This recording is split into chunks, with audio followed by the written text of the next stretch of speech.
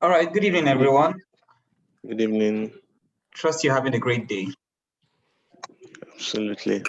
All right, so it's a pleasure having each and every one of you here. So just quickly, because it's already 4 o'clock, we'll just be starting right on time. I believe everyone to be joining. with time. So in that regard, guys, if your mic is not muted, can you try muting? Ibere Chuku, how are you doing? Your mic is on. Thank you. I appreciate. So welcome once again. And so right away, my name is Emmanuel Uzim, and I'll be actually hosting this very unique event. It's a pleasure to have you join the scholarship hack by Flourish Consult. And pretty much Flourish Consult is an organization that's very much interested in young students, young undergraduates and graduates in Nigeria who are seeking to upscale their opportunities in getting adequate, top-notch education, both within and outside the country. So you being here is a very unique opportunity. So you're very much welcome. So I'm just going to be giving room for introduction while others join. And I'm not sure if you can hear me. Your mic is muted. Is on. Thank you very much. So quickly, I'll just welcome introductions from our guests. So those of you who are here, I know I met Nyase Joshua. So Nyase, if you're still there, can you just introduce yourself? So you'll be the first person. I'm giving you the spotlight now. So you're the boss of the meeting. So just your name and probably where you're coming from. And as well, school, you're in the graduate school. If you're not done, and if you're done, also just mention it. So just that quickly. Thank you very much. Okay. Good evening, everyone. Good evening. I'm Nyase Joshua by name. A recent graduate of Ahmadu Bello University Zaria. I studied economics, and I'm currently serving, doing my national youth service here. Interesting. Serving our dear country. Where are you serving actually? Exactly. I'm serving in Abuja currently. Oh, Abuja. Oh, interesting. So you're closer to the president. Say hi to him for us. All right. Thank you very much. Sure. Yeah.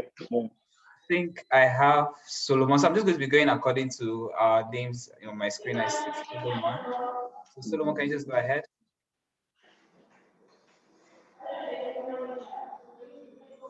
Hi, Solomon. If you can hear me, we would like you to introduce yourself. While Solomon's there, Iberi. Okay, Solomon. Yes. Sorry, I'm back.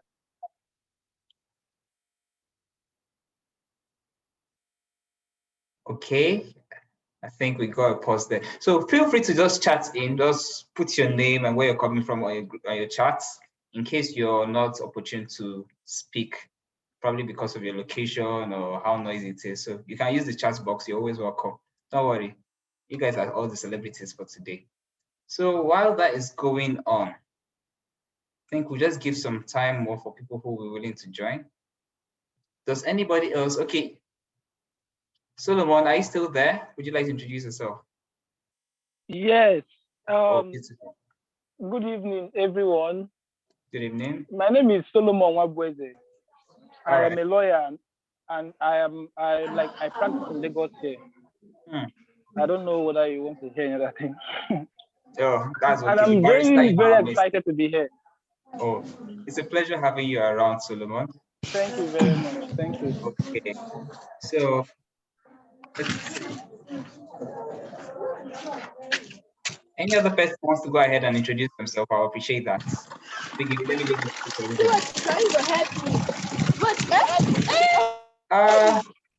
if your mic is unmuted, can you try muting? Let's manage this our virtual meeting.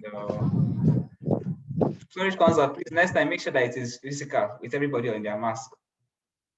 All right, anyone who else wants to go ahead and speak, we'll appreciate it. Good evening. Evening, lady. My name is Glory Osho from Bowen University, Osun State, and I'm studying sociology. Sociology, amazing. Okay, you're still at Goodwin at the moment? Yes. Oh, so it's like a style. You just want to like papa yourself. It's nice having you. All right. Who else again wants to take the bull by the horn like Glory and speak up? I'm liking the spirit here.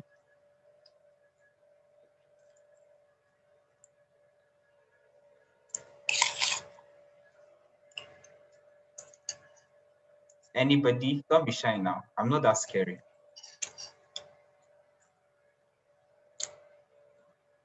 Shall I go ahead and call names?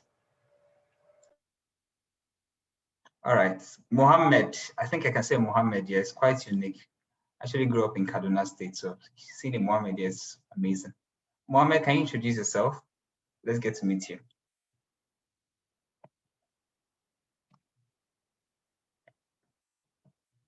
Mohammed is not there. Okay. Please. Okay. Yeah. Can go you ahead. hear me?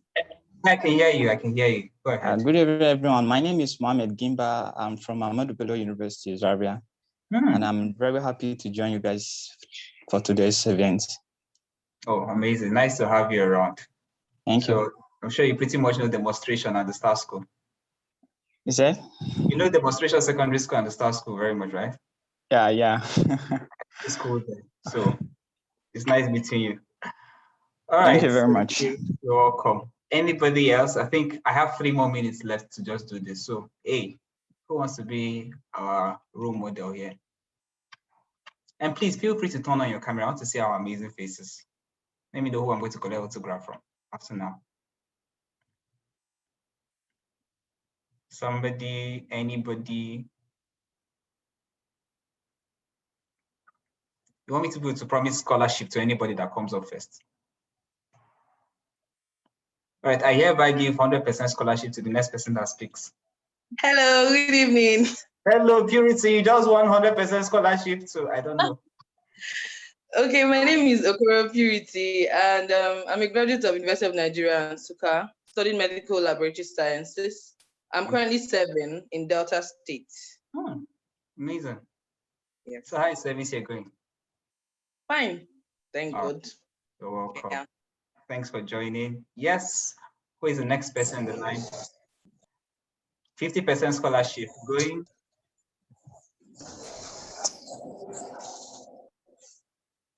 I've reduced to 49.9% now. Somebody else? Hello, hi. Good afternoon. Yeah, my name. Fine. Good afternoon, everyone. My name is Kashim Nazir from Ahmadu Bello University in Zaria, Department of Political Science and International Studies. Nazir, hope we are safe. Sir. Your department is very, very critical. Anything I see now, it will use against me in the court of law. It's nice having you around, Nazir. Yeah, nice having you too, sir. Yeah. It's a pleasure. Yes, I have 2 more minutes to go, which means I still have room for more people. So feel free to just unmute your mic and just say something. Please, you can also share your face as well. To be very much appreciated. Hello, my name is. Hello, Emmanuel. Yeah, Samson. Nice to have you around. Okay, my name is Samson Alpha. I'm a graduate of civil engineering from Federal University of Technology, Mina. I'm currently practicing in Kaduna. Practicing. I like that. First of all, you stunned us with Futa and Futmina. Now is now practicing. Nice to have you, Samson. It's a pleasure. Thank you very much. It's good to have you too. Thank you for this. I'm excited to be part of this. Thank you. I'm sure Flourish wants to have you wherever they are. Okay, yes. So quickly, I'm seeing Joshua Baturi, but Baturi, you're disturbing me, so let me allow you to speak up. Oh yeah, Baturi, take it. Joshua Baturi, introduce yourself. You are going to be our special person, the last person to speak. So let me give it to you.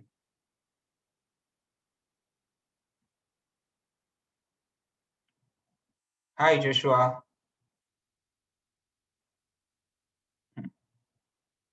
People can barely witness you. Hello, can you hear me? Good evening.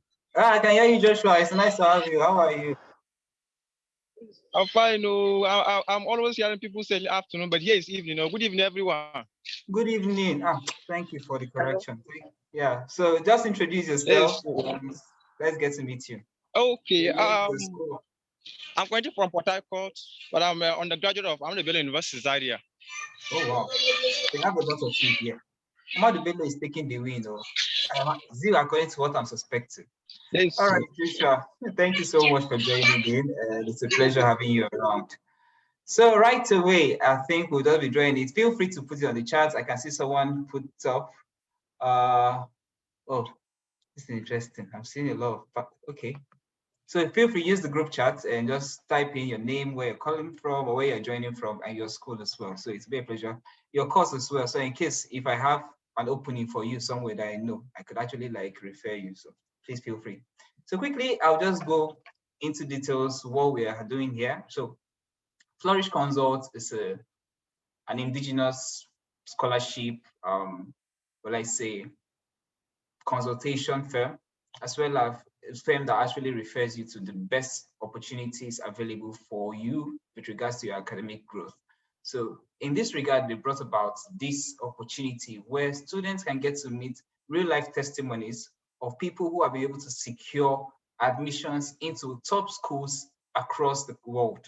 And in doing so, we have two people who are joining us here. This is the first of its kind in Flourish Consult, and also perhaps, let me say, in Nigeria. So let me know, but please don't use it against me, all our political science. But having this cadre of people come speak with us is a unique opportunity. These are people who have gotten not just one scholarship, not two, not three, but people who have harnessed up to close to 4. I've seen people who are declining offers and saying, oh, I think I have to go for this school, this other school. Nah, it's not what I want. So imagine in Nigeria, I said, I don't want to go to UNN, I want to go to FUTO. I don't think that's even possible in Nigeria itself. If JAM give you admission, you'd be so proud to even go for it. But these are people who are declining US offers, declining UK offers, and saying, I'd rather go for this. So I feel it's a pleasure to hear them speak. And please feel free to ask your questions.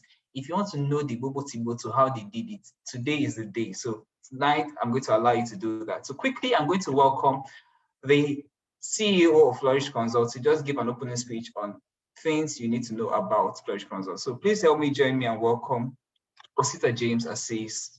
Welcome, gives the opening speech. So Osita, you're very much welcome. Hi, everyone.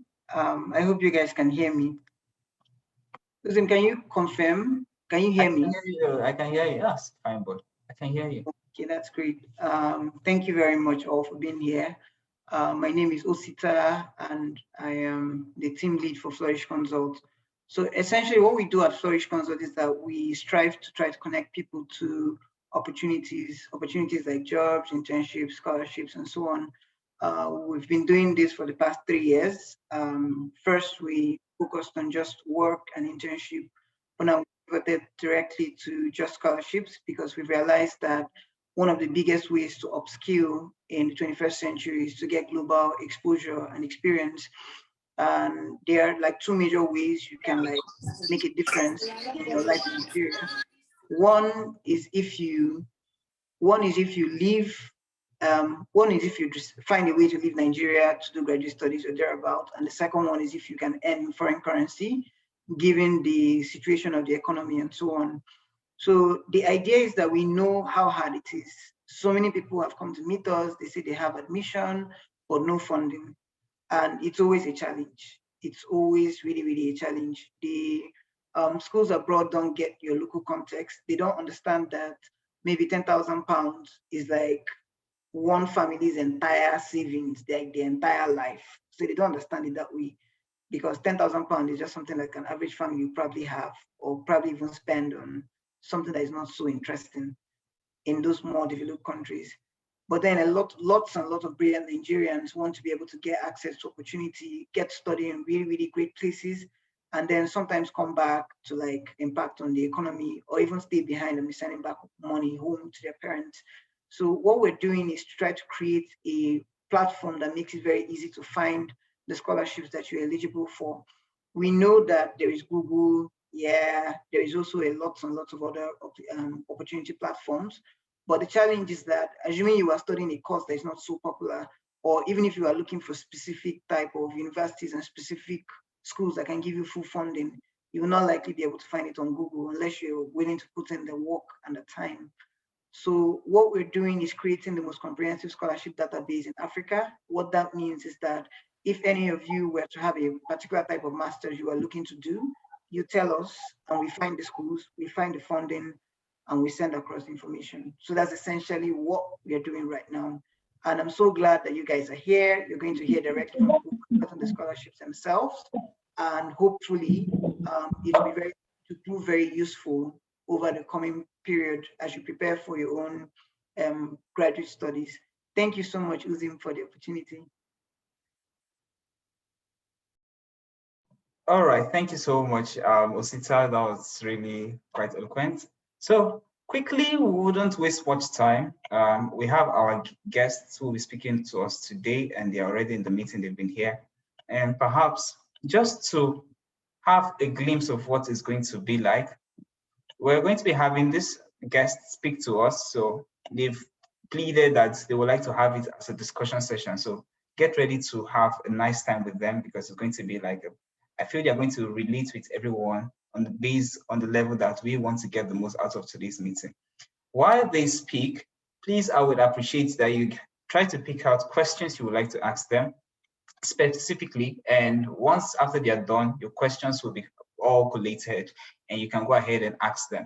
So please feel free to make the best out of this opportunity.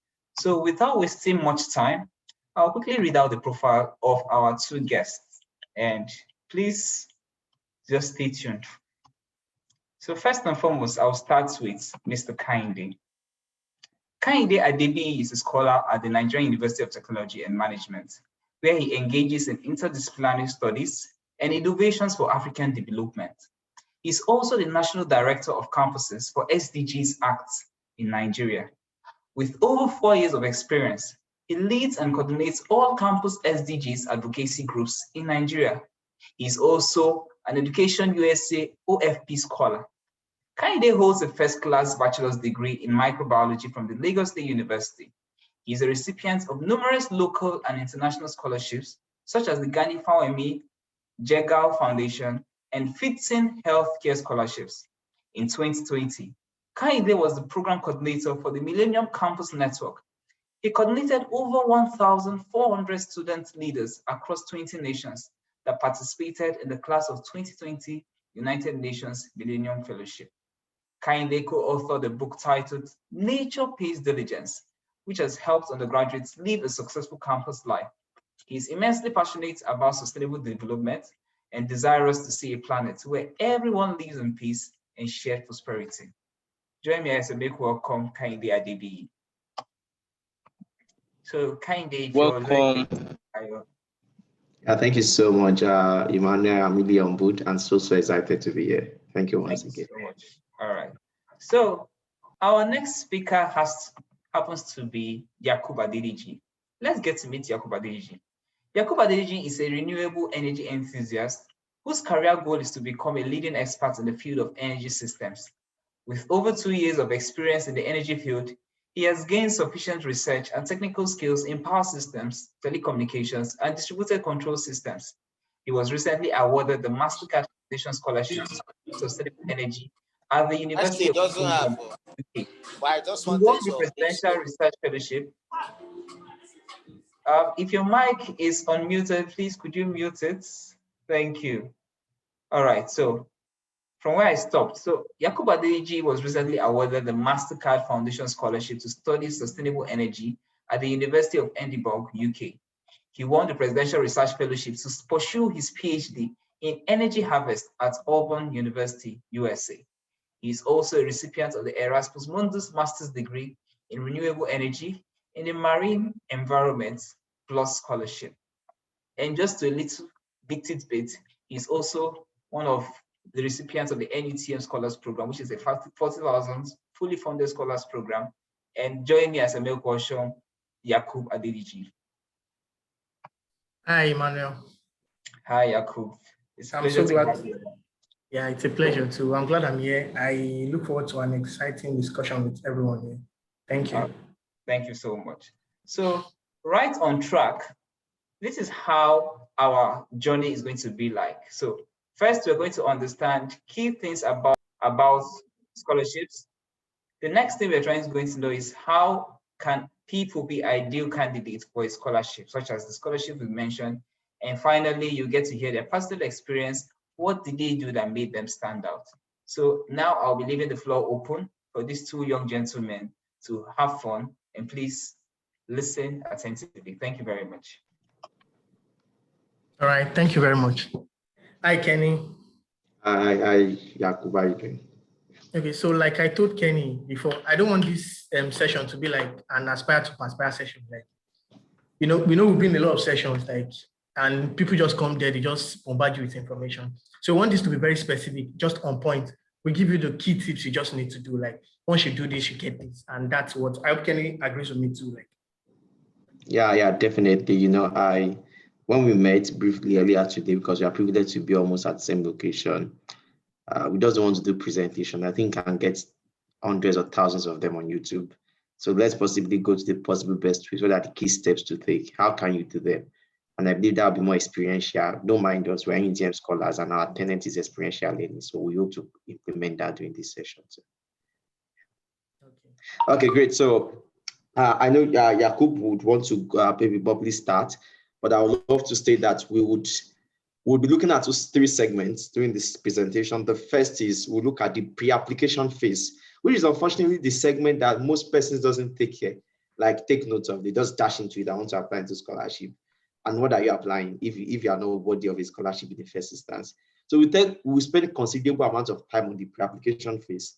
Then we'll move on to the crux of the matter, the pre-application phase itself and the post-application phase. So as you rightly heard, Jakub has wide experiences from the European aspect of scholarship and the United States. But I know he has decided to resume to Auburn University in the US for his PhD, while I'm also resuming to Indiana University in the US for my PhD. So I think we have broad perspective about different scholarship award. I hope to share our experiences here. And just like Emmanuel mentioned, please feel free to ask any questions. No question is foolish. You're asking a question because you have clarity. So feel free to ask any questions. So Jakub, over to you, then we get the ball. Okay, like Kenny said, so we'll be talking about the pre-application phase first. This is the phase most people neglect. So we just get out of school and say we just want to apply to scholarships, or they should pick me, I made a first class, I made a 2-1. But we don't spend considerable amount of time in this phase. So in this phase, we are going to be talking about know your interest, building your profile, getting the required materials for the scholarship, connecting with mentors, building a referee relationship, and mailing professors. So to start with the first one, know your interest. So the first thing I just want people to know is just that you don't just jump into like applying for scholarships. So I know a lot of us, all we just want to do is just, we have this slang in Nigeria, I want to Japan. We just want to leave the country, like, oh, this country is tiring, I want to leave. But in as much as we want to do that, I know like we want to do that, but we have to tie it around something. There's something I learned very recent. There's a business concept and there's a business model. So the business concept is this is what I'm talking about. I want to change Nigeria. I want to change the world. The business model is you want to Japan. Permit me to use this, so I'm very blunt. Like, so now knowing your interest is just what I call the business concept. So you just don't want to just apply for anything you see. So you want to know your interest. So now this know your interest, I'll be talking about 2 things: knowing your career goal and knowing your life goal. So your career goal is just in your career line, what do you want to become? What actually do you aspire to become? So for example, I will use myself as a practical experience just to make it very, very, very easy to go along with. So my career goal now, I'm working in the energy field. My career goal is to become a leading expert in the field of renewable energy. So that's a career goal. You have to have that. I think that's the first thing you need to have. Then a life goal is just like, it's more people-centered. So my life goal is to provide clean, persistent, and affordable energy for residents of Nigeria in order to stimulate economic development. You see, it's more people-centered. It's built around a country, around people. So you have to have those 2 things first. So these 2 things will shape your interest and what you are trying to apply for. So now, this being said, I know I need to now outline things I need to do to actually achieve this, my career goal of providing clean, persistent, and affordable energy. So to be able to do this, I have to become a leading expert. What do I need to become a leading expert? I need a master's degree in renewable energy. So you can just, this framework, you can just apply it to your field. So I need a master's degree in renewable energy, or I need a PhD in renewable energy. I need work experience, maybe 10 years work experience in the field of renewable energy. So this is what will shape your interest. This is actually what will shape what you are looking for, the scholarship you are looking for, or what you're applying to. So this is the part of knowing your interest. I don't know if Kenny wants to add something to that. Yeah, I think you hit the nail on the head, but just to add it, now there is an emotive part of knowing your interest, which is to me the act of winning a scholarship. And I'm going to cite a very interesting example to you. Well, I know I'm a microbiologist. I want to get a PhD in microbiology. Why do I want to do microbiology? Why do I want to profess microbiology? In as much as I'm interested to profess, I'm interested to lecture, I'm interested to possibly lead a large class of research group and the likes. But yeah, those are my own career goals. But why should another person get interested in my interests? Now, look at the first part. You know your interest. Why should somebody hear about my interest? And even though the person is not coming to my interest, but the person will want to try everything in his or her power to make that possible. So this is my own story. So mostly for all my scholarships during the application phase interview stage, and I shared this story, my experience there, which is that when I interned in 2018 then at the Lagos State University Teaching Hospital, every day, there are death cases. Apart from emergencies, accidents, as far as the case may be, the second leading cause of death are microorganisms. So you see people wailing, families crying, people are dying every day. So I was in an environment where I saw diseases caused by microorganisms. On the other side of it, I was in the lab and I saw professors working day and night, doing research, finding solutions, ways to stop this menace. This is my story. I am motivated by the fact that I saw death daily, and I'm further motivated by the fact that I saw the results of tackling this menace. And this is why I'm interested in pursuing a PhD. No reasonable person will hear my story will not say that I have a convincing reason. So beyond the fact that you're interested in something, there's an experiential part of it you need to develop. If you do not have a story yet regarding your interest, you need to create one. There's no need for you to lie. Possibly launch yourself into online observation. Some person may be research. You research something online, or some may be mere observation. Maybe you are traveling every day and you saw this. But let there be an emotive part of the interest.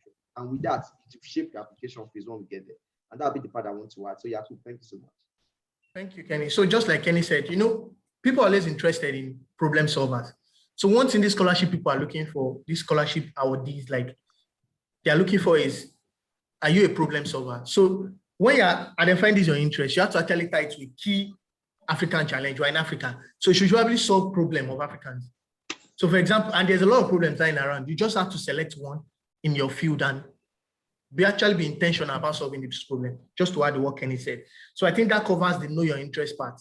So your interest actually guides you towards this kind of opportunities you'll be looking for and guiding through the application process. Then the next we are going to is building your profile. So, nobody wants maybe a student that hasn't really done anything in any field and you just pick them up and shape them up. So I feel you have to have a little bit of a profile. You have to build your profile to an extent before. So just like Kenny said, why would they be interested in you? That means you must already have something you are working on. Your profile has to be great to an extent for these scholarships to actually select you. So this is where we come about the building your profile section.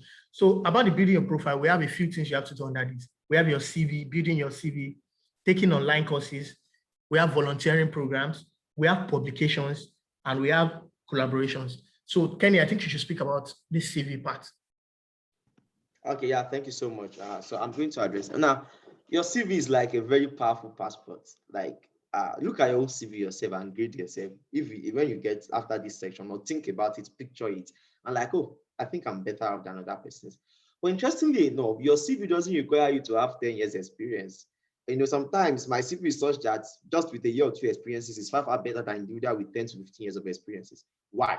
Because you know the right thing to do always at the right time and the best model of reporting the CV. We'll come to the application phase where we'll talk about how do you write a standard CV.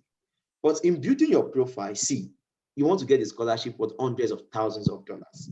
No person will spend their money on you, I repeat, if you are not a worthy candidate. No matter how much my story that I shared earlier, that you have people dying every day, or even if you lost somebody close to you, yeah, they are quite emotional for you. They wish to take you, but they also want to get something back from you. And let me establish this mindset. Don't think they are giving you scholarship without getting something back. No, nobody gives you money for free. A professor fund you, you definitely be productive in that publication. A government fund you, it is part of their contribution to foreign development of foreign policy. And you must also possibly bring something like exciting out of after your program or doing your program. Nobody is giving you free money anyway. So they need to ascertain who is that person, who is that individual that will make good use of these resources. So the first thing I can advise anyone to do is leverage on this technology world to take MOOCs. You know you're interested in the energy system. You know that all what you've done in the Nigerian transcript is not good enough. If I were you, I would possibly go online and look at what are the major courses that are needed in this field. What are the skill sets? Is it programming I need to learn? You can learn anything online. That's the greatest tool we have in these resources. Complete online courses. For some of them, you complete them and they will not want to give you a certificate. Spare that $10, spare that $5 just to get the certification so that you can report it in your CV. Do about 5, 6, 7, 8, 9, 10. And though, unfortunately, you may not be able to list all of them, but you see how you'll be able to list them when you're applying to different phases of scholarship. That's so important in reading your CV. I cannot emphasize the high level of volunteering when it comes to your CV part of it. Now, volunteering is such that it brings individuals to look at you as you are somebody responsible.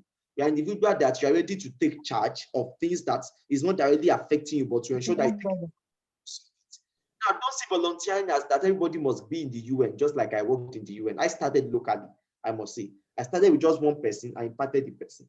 Look at that problem you are passionate about. I'm always recommending that it's best for you to even volunteer in your area of interest. For example, you're in energy system like Yakub.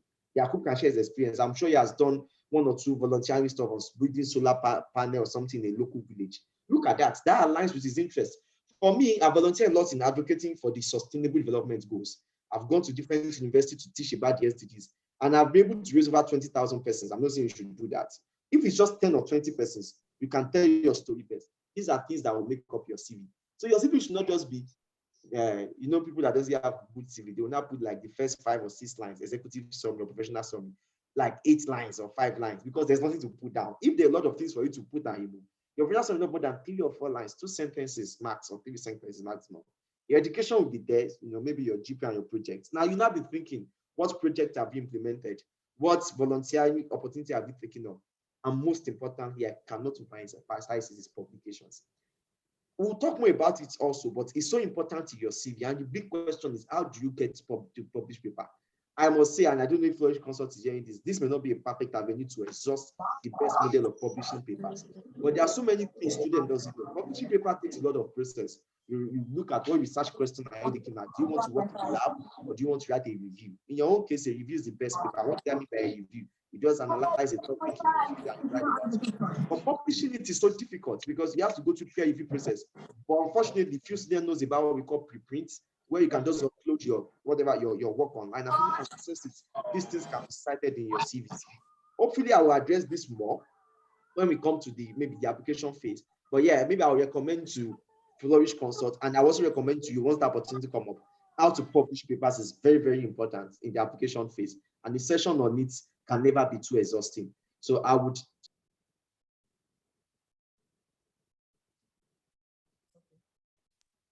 Sorry, I guess my video was stopped by the host. Can you try to? Say hello to my little friend. I know people have struggled in other challenges and have had I guess fine. So yeah, I'm just saying that Flourish Consult should take that up, and I think generally that's just about your CV. So I'll get it back to Yakub. I know I've spoken extended than what I'm expected to say, but yeah. Okay, so thank you, Kenny. That was very insightful. So the thing I want to add there is like for the online courses, there are a few platforms where you can actually take this. I know a lot of people know about Coursera, you know about EDX. So there's one new one I know you can. Most people, I know you don't want to pay, you don't really have much to spend on online courses. So you can explore FutureLearn. So they have a few free courses that you can take. So I'm just going to share my story. I said it was going to be very experiential.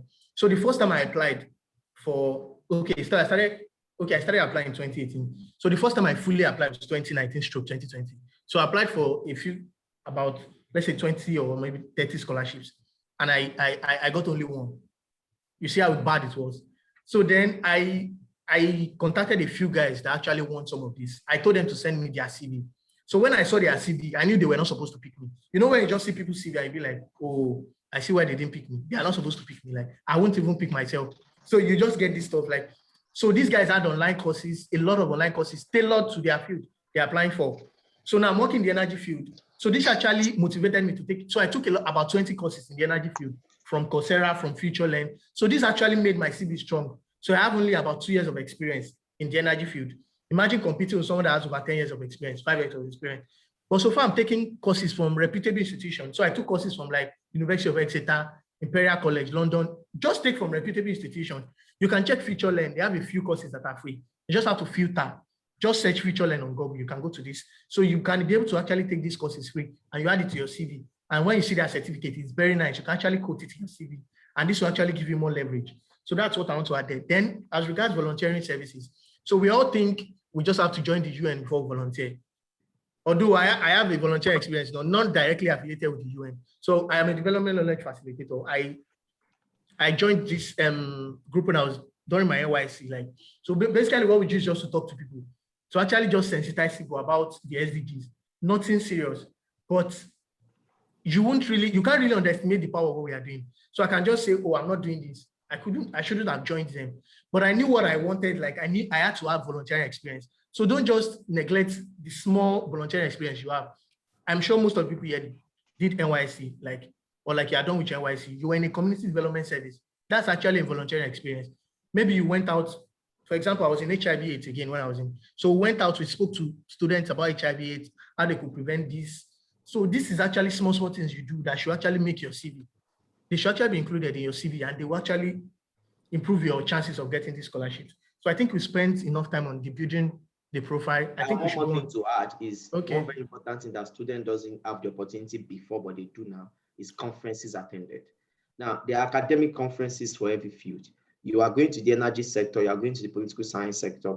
Now, go online and search academic conferences on it. You may want to present a paper if you feel like, and if you do, just go there and attend it. Now, it's mostly free or you pay a stipend. Before COVID came in, you have to travel down to those countries to attend these conferences. Now, everything has moved to virtual. The most interesting part of it is that when you're writing these conferences in your CV, you won't put virtual there. You write about the conferences. And funny enough, even for professorial promotion in academics, not the less scholarship, conferences attended are very, very important. So you can leverage on that and go online, just search conferences in microbiology, online conferences, just register and join professional organization. You can be student member in National Society of Engineers, American Society of Microbiology. You won't pay. As far as you're a student or you're an amateur member, you won't pay. But when you're writing in your stuff, you won't be putting student in your professional affiliations. You just write those organizations. This shows more of your credibility. Okay. So to add to what Kenny said too, there are a few volunteer RAIN organizations you can join online, such as Amnesty International. And you can actually support them from online. You don't have to be there physical. But just make sure you are committed to this thing and committed to making impact, because this will really help you. So you don't have to actually be physical. You can Google Amnesty International. You can actually join them online, and a few other ones like that. You could just Google this and they will actually display a few of the volunteer organizations that you can join. So moving on to the third part is getting the required materials. So we all know you need a few of the materials to apply, such as your transcript, your certificate, a few scholarships for proof of residency, maybe letter of employment. It varies from scholarship to scholarship. So you might want to have this on ground before applying to scholarships. Because scholarships, they always have deadlines. So you don't want to be running around when you're trying to write your essay, trying to put all your content together, be running around to get all these things. So I'm just going to list a few of this stuff. So we've talked about your CV, you do that. So the transcript, you have to order this from your school. Make sure you have a student copy with you. You scan it, so you are ready to upload it at any time. So you need your certificate or statement of results. So I know a few schools in Nigeria, they take time before issuing this certificate. So you might want to get your statement of results. Then, like I said, proof of residency, I think letter of employment. I think that's all I have on now. I don't know. Kenny, do you have anyone you need to add to that? Yeah, nothing major than just, your transcript is very important, very, very important, like if not the most important part. And you also need to research what grading system does your school use. If you have the money, you can use the West evaluation to convert your result to the US standard or to whatever country standard. But those things are not necessary. It's most frustrating when you are set to apply and it's just one document that is hindering you from applying. And I would advise you, if you are getting ready for a scholarship application, take the bold step to get your international passports. I cannot overemphasize that. Yeah, that's right. Yeah, Nigeria is a country where you may not get it in a month or two. So start processing. I know it costs some money, but eventually you will eventually get it should you get the scholarship. So get it ASAP. Some scholarship requires you to even type your international passport number while you're applying. Why some doesn't? But I think should you get it is an essential material. I think for now, we don't want to waste much time on this. We can just move on to the next one. Yeah, over to you. Yeah. Okay, so the next part of this is connecting with mentors. So I cannot, I don't know how to even say it. This is one of the most important part of getting scholarships. So you just, at times, so I'm going to share my personal experience again. So I wrote an essay last year too, and I read this essay. I was feeling myself after I finished writing. I was like, oh, I'm going to get all these scholarships. I wrote it. Then I sent it to a mentor, and the guy just highlighted everything. You know the way you correct and you cancel everything you've written. So when he sent it to me, I was like, I thought I wrote this thing well, but this guy has won this thing. He knows what they are looking for. So he's the best person to guide you through that process. So the earlier you start building relationships with this kind of people, the better for you. You've heard this famous saying like, your network is your net worth. So you don't want to actually, you want to just get all these mentors on board. Just build relationships with them. My name is this. So you can send them, where you can find them on LinkedIn, maybe a few on Facebook. We have these scholarship communities on Facebook. You can see Erasmus Mundus alumni on Facebook. You can see Mastercard on Facebook. So from there, you can actually get the contact of these people and you send them a message, but be very polite when you're sending them this message. So you don't just get into someone's DM and say, I would like you to mentor me. I'm applying for this. You might want to state some background information about yourself. Just say like, good day, sir, and be very polite. Sir will not kill you, you know what I mean? So you don't want to just get there and just start saying, hey, I need you to mentor me on this. So just be very polite. Most of these scholarship alumni, they are very open people and they are willing to help. So you just want to go on LinkedIn, just search for Erasmus Mundus scholarship awardees. It will bring you a ton of people. Then you start building relationship even before you start applying. So that when you start applying, when you want to send them your essay, it won't be like, so it's not that you need me, you are just contacting me. So you might just want to build this relationship with them before it's time to apply. So they might give you some tips too that might actually be helpful. So I feel that, Kenny, I think you should come in here. Yeah, I think you've said it all. The most essential part of scholarship is somebody that has stepped the process. So where I will come in, I won't emphasize the importance anymore, but I would just say that it cannot be emphasized too. But I'll just say that, how do you ensure that a mentor remains committed to you? It's a two-way thing. I've had all my mentors, and I'll share this strategy with you. Following up with me, hey, Kenny, how far with your application? You've not sent your essay to me. For you to get to that level with your mentor, it means you've been able to like show yourself as somebody relevant with great value system. And how do you do this? It's so simple. Humility is the number one key part of it. Don't message somebody, hi, good morning, sir, and expect the person to respond. They are busy. Myself, I have over 300, 400 WhatsApp messages and about 100 coming every day. So it's pretty difficult for me to say an unknown number and just say, hi. I'll reply ultimately later, maybe after 5-6 days. But you just come in, hi, my name is this, and I do this and did that. I was so excited about reading your profile on this. And if somebody connected you, I've got your number from this. I've been on this process. This is what I've done. This is what I've not done. I would love you to possibly serve as a guidance to me. And you see the person give a good response. The person can say, oh, let's connect. And I saw a question, when can you access contact for mentorship? Yeah, LinkedIn is a very perfect place. Look at the scholarship you're interested in. Shoot them a LinkedIn message. That works. Sometimes there are so many groups on Facebook, and don't let anybody scam you, if that's the word. And for the female part of it, I'm sure if some of you are following, some persons are harassing. On no basis, I repeat that, and I'm going to say this vehemently, there's no reason why a supposed mentor, a scholar that gets scholarship anywhere in outside of the country, because he or she wants to mentor you and started harassing you sexually in ways online, can be sent this lecture to me. Just, I would advise you harass the person, possibly abuse the person, and if possibly call out the person. Do not be too desperate. Such a person is not a scholar. Unfortunately, should not have gotten a scholarship. I say this, quote me anywhere. You can post my video on your status because it's entirely bad. So do not let anybody take advantage of you. It's not bad. But apart from that, there are a lot of good mentors, people that are dedicating their day and time. So if you're a first class graduate, there are so many platforms. If you're even a second class or there are so many platforms that just try your best to connect more on LinkedIn. Now you see those mentors will be connecting you to some friends, some will add you to their group chats. So, and how do you now make yourself relevant? For me, what I use is that I greet them, how are you doing, how is everything? Tell them what I've done, my interest, and send them my CV. Now my CV is a bit crazy. That is my CV for their per user, and I would love to get connected with them and also their possible recommendations. My CV is not in quote powerful as theirs. It's a little bit stunning in a little way. If you don't have a stunning CV, it's fine. But just like we said, you can make your CV stunning. You have everything in your power to do that. So they look at it, they look, oh, he has done some online courses. Oh, he has done this. I can spend my time with this person. Because ultimately, let me tell you one secret about mentorship. Those mentors are very happy. It's like a gold trophy for them. If the person they mentored got a scholarship, you don't know the feeling until you're in a position to mentor somebody that got it. So every person will want to invest their time on somebody that they will later one day either post on their status that or be happy about that. I reviewed this person. It's a sense of fulfillment. So nobody wants to mentor somebody on serious. And I think these are strategies to get mentors. And before the previous one in the getting inquired stuff is their standardized testing, but I saw a question on that, but we are going to look at that when we get the application phase a little bit. Yeah, Yakub, thank you. Over to you. Okay. So the next is, I hope we are not spending too much time. Uzim, I think you should No, I'm keeping you guys on check, so don't worry. Okay, thank you.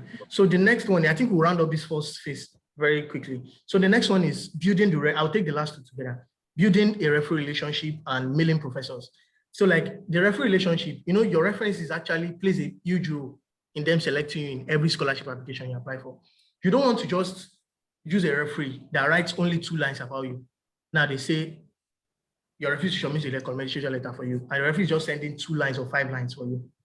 And there's another candidate that you guys are fighting for this tight spot, and the referee submits like, imagine 2 pages recommendation letter. What do you think they will go for?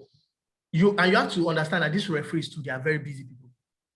So this is why you have to build relationship with these people in such a way that every time you call on them, they will answer you, and they will actually submit a very strong, a powerful recommendation letter for you. So one way we can do this is, because I know a lot of people have problems with getting a referee.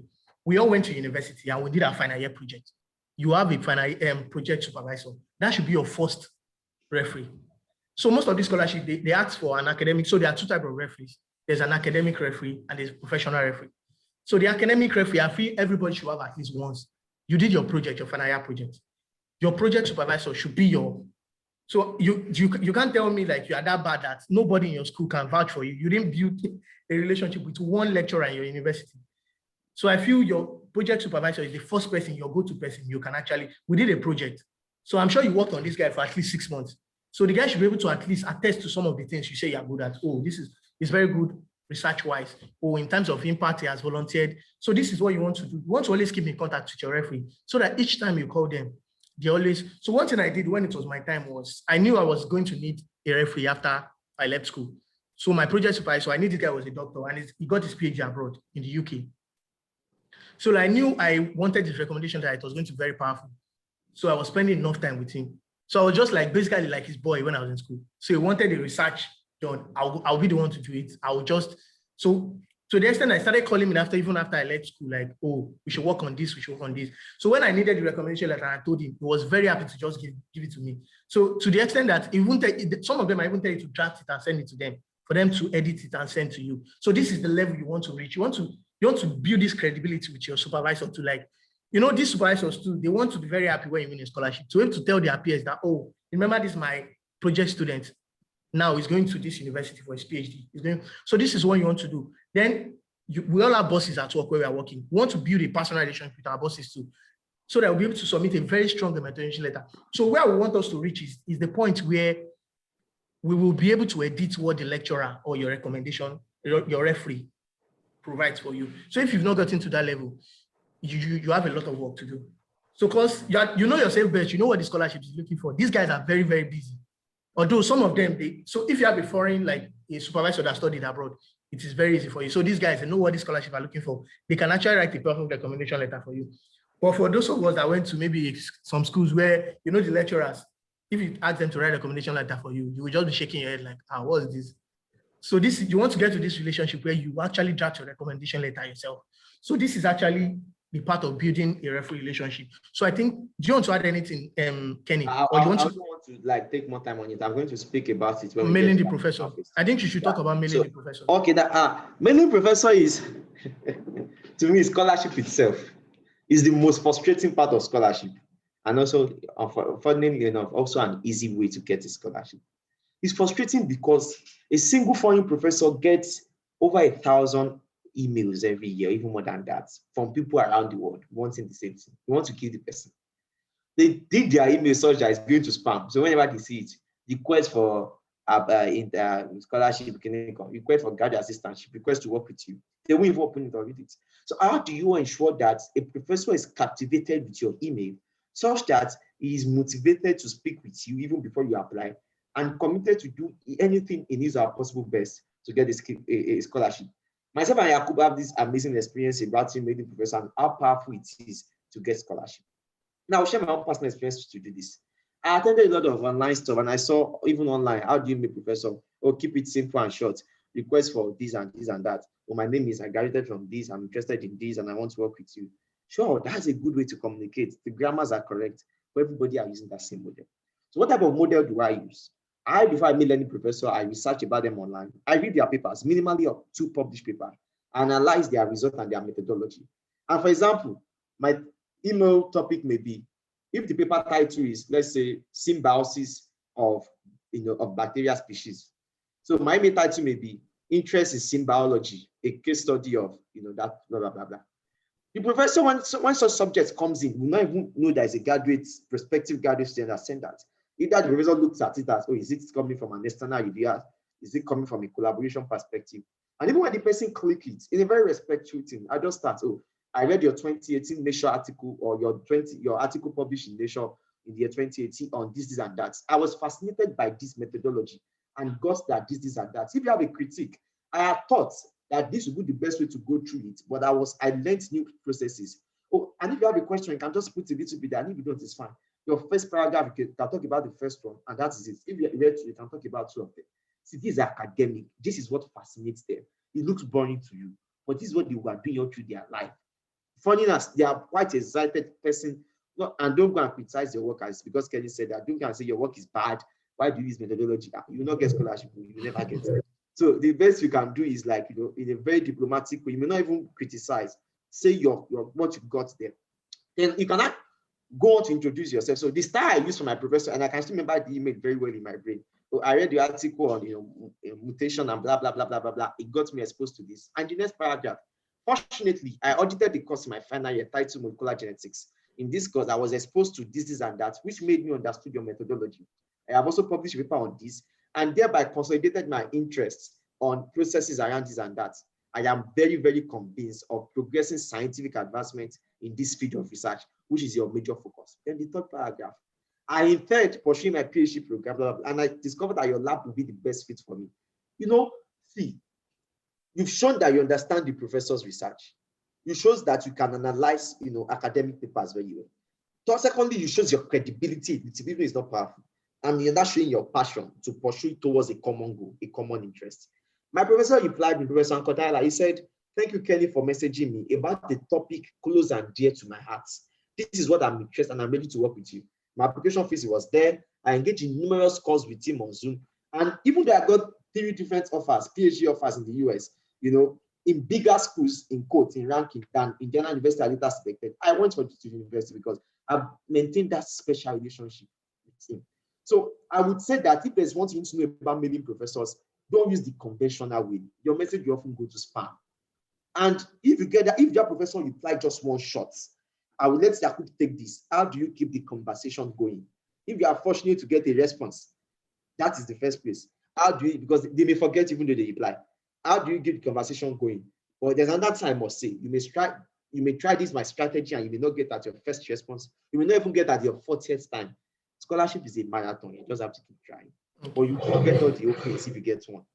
Yeah, over to you, Yakub. So just like Kenny said, one thing you have to understand is scholarship is not like a do or die affair. Like, oh, I don't get this. I'll kill myself.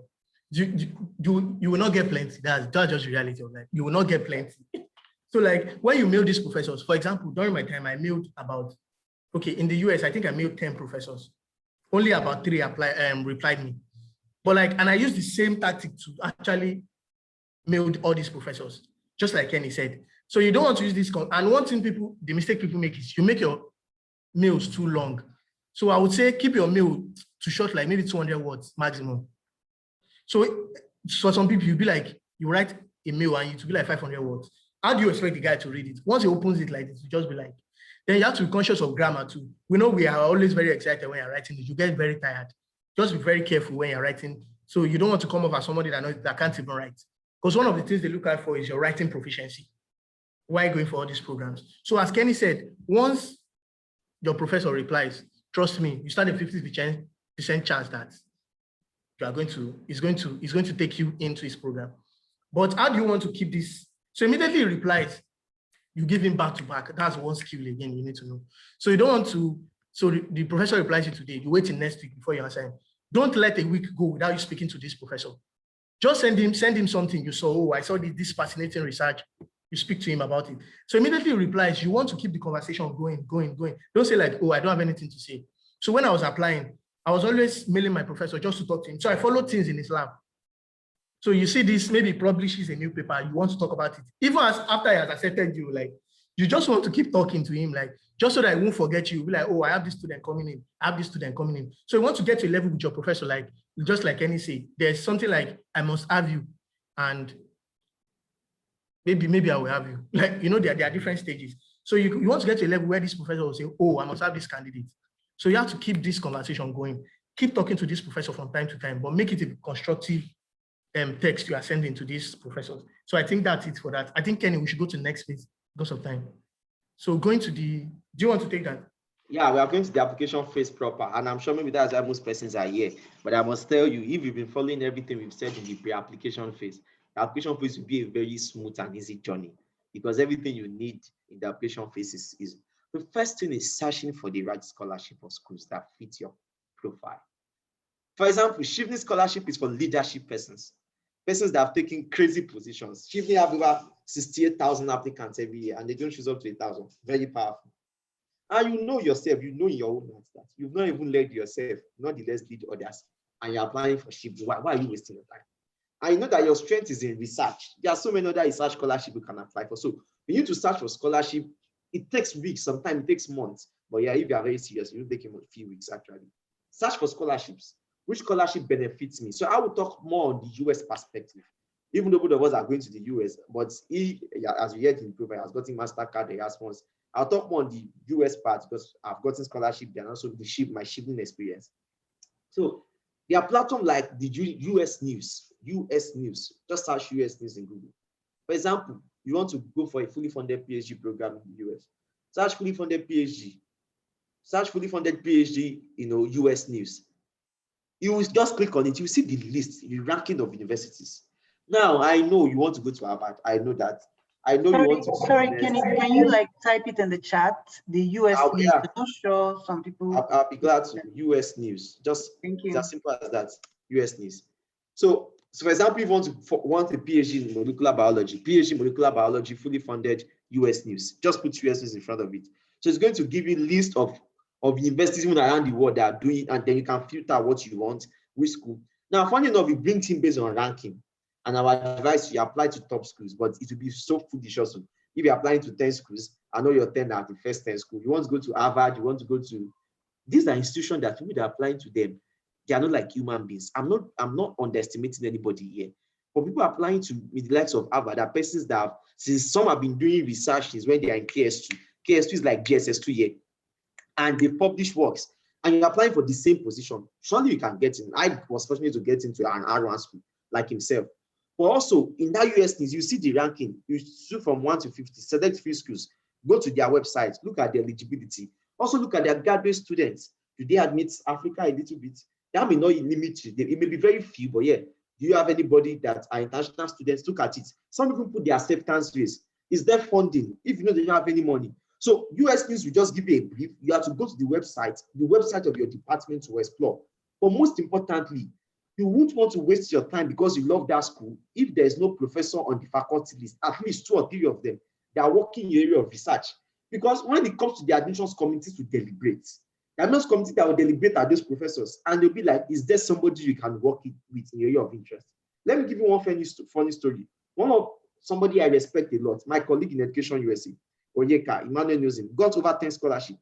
And you won't believe that he applied to Stanford University. He did interview with 14 professors in Stanford, and they told him that it's the best, that they've not seen students as intelligent as him. After a few weeks, they replied him that they've been trying to align his research interests with all other professors.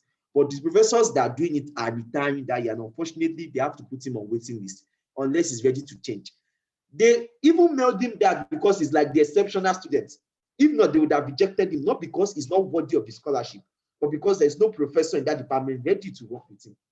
So while you are searching news, while you are searching schools, look at that. Are there professors in that department? So you can also use pristine reviews. You can use Google generally, but one thing you want to do is take contact of the graduate coordinator. If everything you need is always on the website, if you are not clear, it's not like Nigeria that you mail this year at last.ng, or you mail registrar at this, that they will not reply you in a year.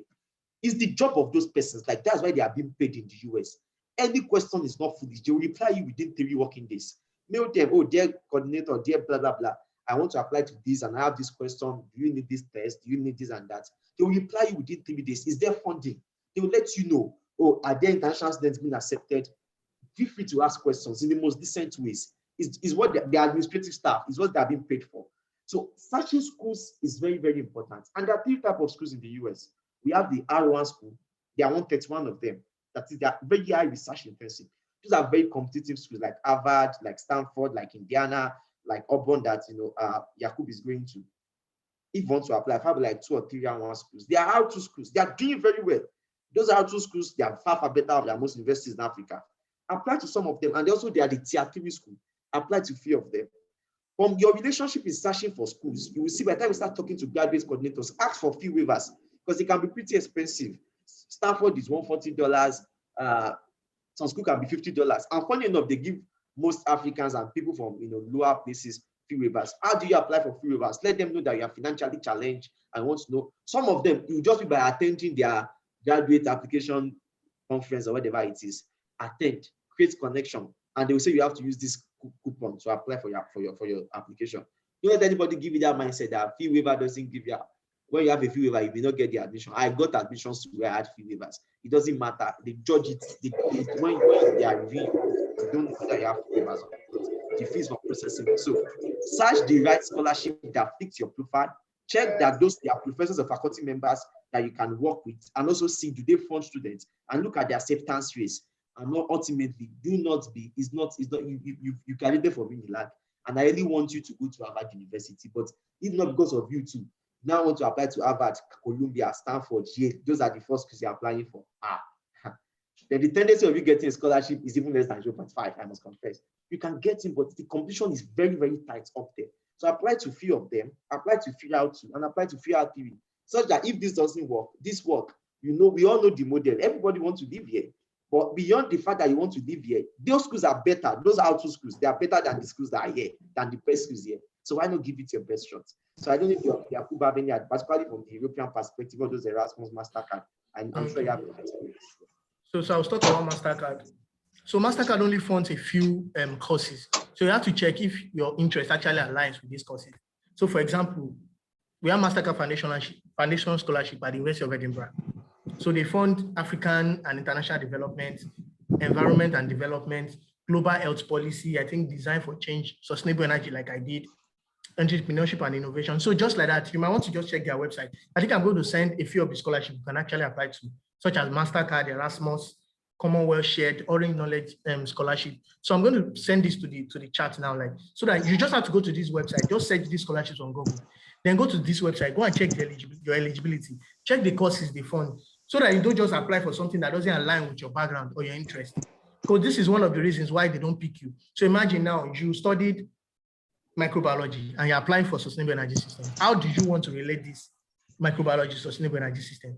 So this is one of the things you want to check. So some of them, they'll say you must have over 2 years of experience. You just have to check these two. So I feel that's it. That's on that. So I'm going to send it now. I think, Kenny, we should move to the next one. I think we've covered eligibility plus this searching for scholarships together. Yeah. So I think we might want to go to SOP. I think we should talk about the SOP part. No, I smile when they get to SOP. Whether you get the scholarship or not, there is that 500 words, that 1,000 words.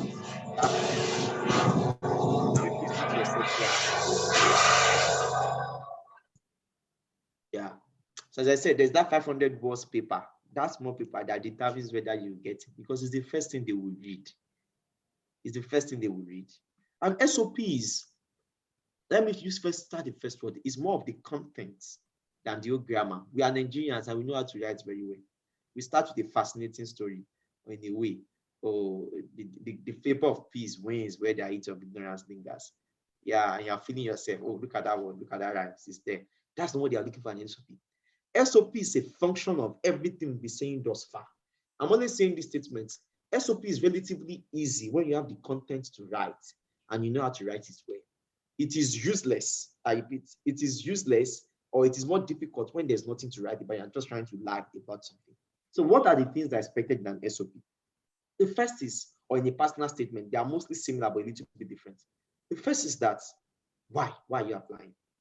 Open it with, for example, I start my SOP in a very simple way. I'm writing to apply for the blah, blah, blah, this, then full stop. Then I move on in 2018, I intend that, blah, blah. I tell just a little bit story, which caused this. Now, in one way, I said a little bit story about my background and why I'm interested in microbial-related diseases. I went further to cite an example that according to these reports by these agencies published in the year 2019 or 2020, this same issue is blah, blah, blah confirmed. Now, there are two ways. My personal experiences growing up, that my motive part of it, have confirmed that problem. A credible research have confirmed the same that's cited in my paper. Then I concluded that this prompted my interest to want to pursue a PhD program in this area. That is very interesting. That's the first part of it. Then you now need to show that why are you applying for a PhD program in this school? Very, very important. Now you must show, number one, that the school have that perfect research fit ability. That's number one, and the faculty members that are in line with what you want to study. One, is it the ranking also? Is it the powerful equipment they have? Your SOP must show that. Thirdly, your SOP must show how you are best fit. And it is bad for you to be repeating the same thing you have in your CV, in your SOP. There are ways you need to explain more. So in my own SOP, I try my best to talk about what is really even expected of a PhD student. Like, one, you do research. Two, you teach. Three, you write papers. So I just give a brief paragraph, just a simple brief paragraph that will talk about my experience in tutoring students, teaching students, my research assistant experiences, number of papers I published, and ultimately, the research prospect that I'm interested in. Then I conclude that these are values that I believe sets me fit, for a graduate, blah, blah, blah. Your SOP must also conclude with your future prospect, ultimately. That even after completing this degree, why is this degree essential for you? Then you talk about, okay, ultimately you wish to be a professor of this, and that, or you wish to work in an industry, you wish to lead a business venture, and you believe this MBA is the right way for you to go. And lastly, recognize one thing that I used to end my SOP oftentimes is that I used to say that, like, I realize how ethic or how demanding research can be, and we are much more committed to do this. And I often end it that I look forward to a mutually beneficial relationship between myself and the institution. You mentioned the name. Now, this may not be really a good way to treat SOP, because in itself is like a 1 hour or 2 hour session when I'm going to project my screen and start teaching them line by line. But if there are 5 things to look at, is number one, you must say your why. Why are you interested in something? Connect it to your personal experiences and connect it to a credible research. 3 things to substantiate your why. Then link it up to why you are taking this step. So that is what you want to do now. You want to proceed for a postgraduate in this. So, and why are you taking this school? Why are you selecting this school? Establish the track record of the faculty members in relation to your research interests, and ultimately show how the school is, maybe is better for your experiences. I like centers. There are so many things that will come. Everybody knows the ranking, but not everybody knows that this department needs the center for blah, blah, blah, blah, blah, blah, blah. I like that. That's the third thing. The second thing, rather. The third thing is that you want to show that you are best fit for this program. Briefly talk about your experiences. Talk about that particular course you took. Talk about that particular publication you led and your role in the lab. Talk about this spectrophotometry and index. Briefly talk about it, and you can possibly refer them to your CV if they are too much, and more other experiences are stated in my CV submitted. You can refer them to CV. Talk about if you're one of your top students in your department. Talk about it. I get that top 1%. Talk about it briefly. More importantly, talk about your future goals, how this degree will help you, and lastly, talk about the fact that you are open and ready to learn more, and as you look forward to a mutually beneficial relationship. With this, you should have a very powerful SOP. Don't use too much grammar. I know some of you writing GRE.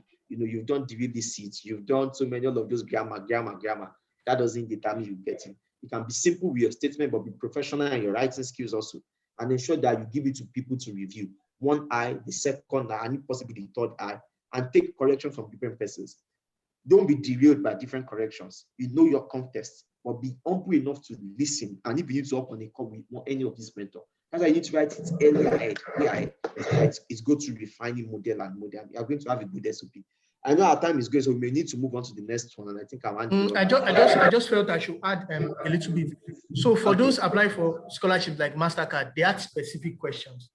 So they don't just say write an SOP.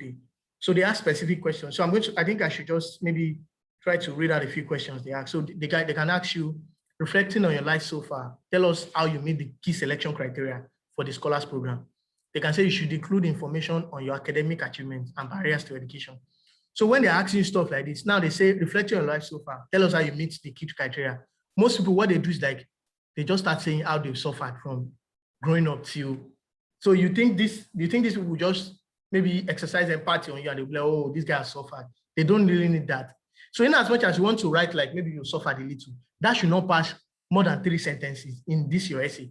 So now what you want to do is just like, oh, this has happened to me. How did I overcome this challenge? So we didn't have money. We used to sleep on the road.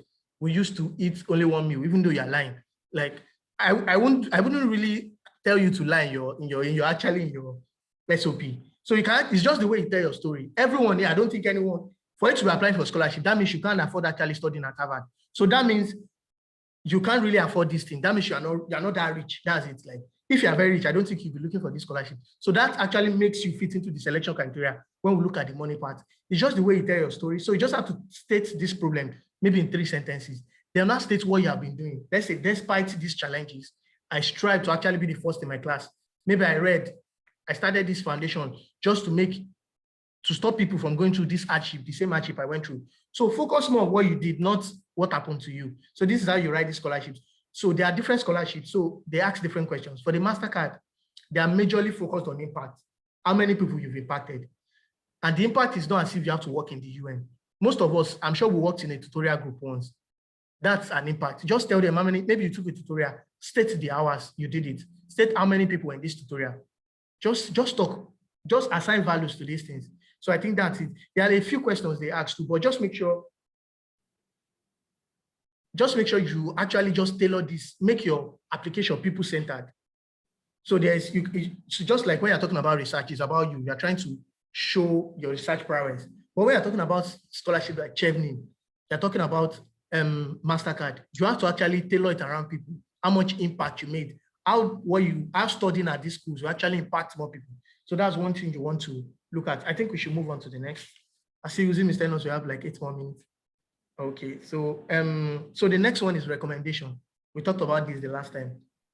And this is actually very important. I said I'm going to explain recommendation later. Yeah, I think you should go, but you have to be fast. Yeah, in all of my interviews, I interviewed at least over 20 professors during my scholarship time. One thing they comment on is my recommendation that is one of the reasons why they even selected me for an interview. Now, my recommendation is such that your relationship with referee can never be overemphasized. It cannot be. And you get to a place where you want a professor to fail to write. My first professor wrote in the letter that in my 20 years of academic experience, Ken Dadibi is the most intelligent student I've ever worked with. That's a powerful statement to open recommendation. Very powerful. Then he started highlighting work that we've done. Recommendation to me is a confirmation of your SOP and your CV.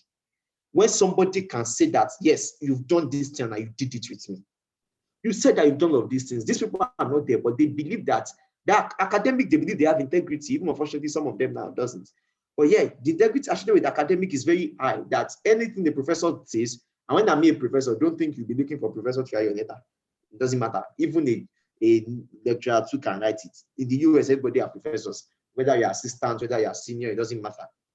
So let the person speak specifically. Nobody wants to know that he's an hardworking person. He's a go-getter. He's diligent.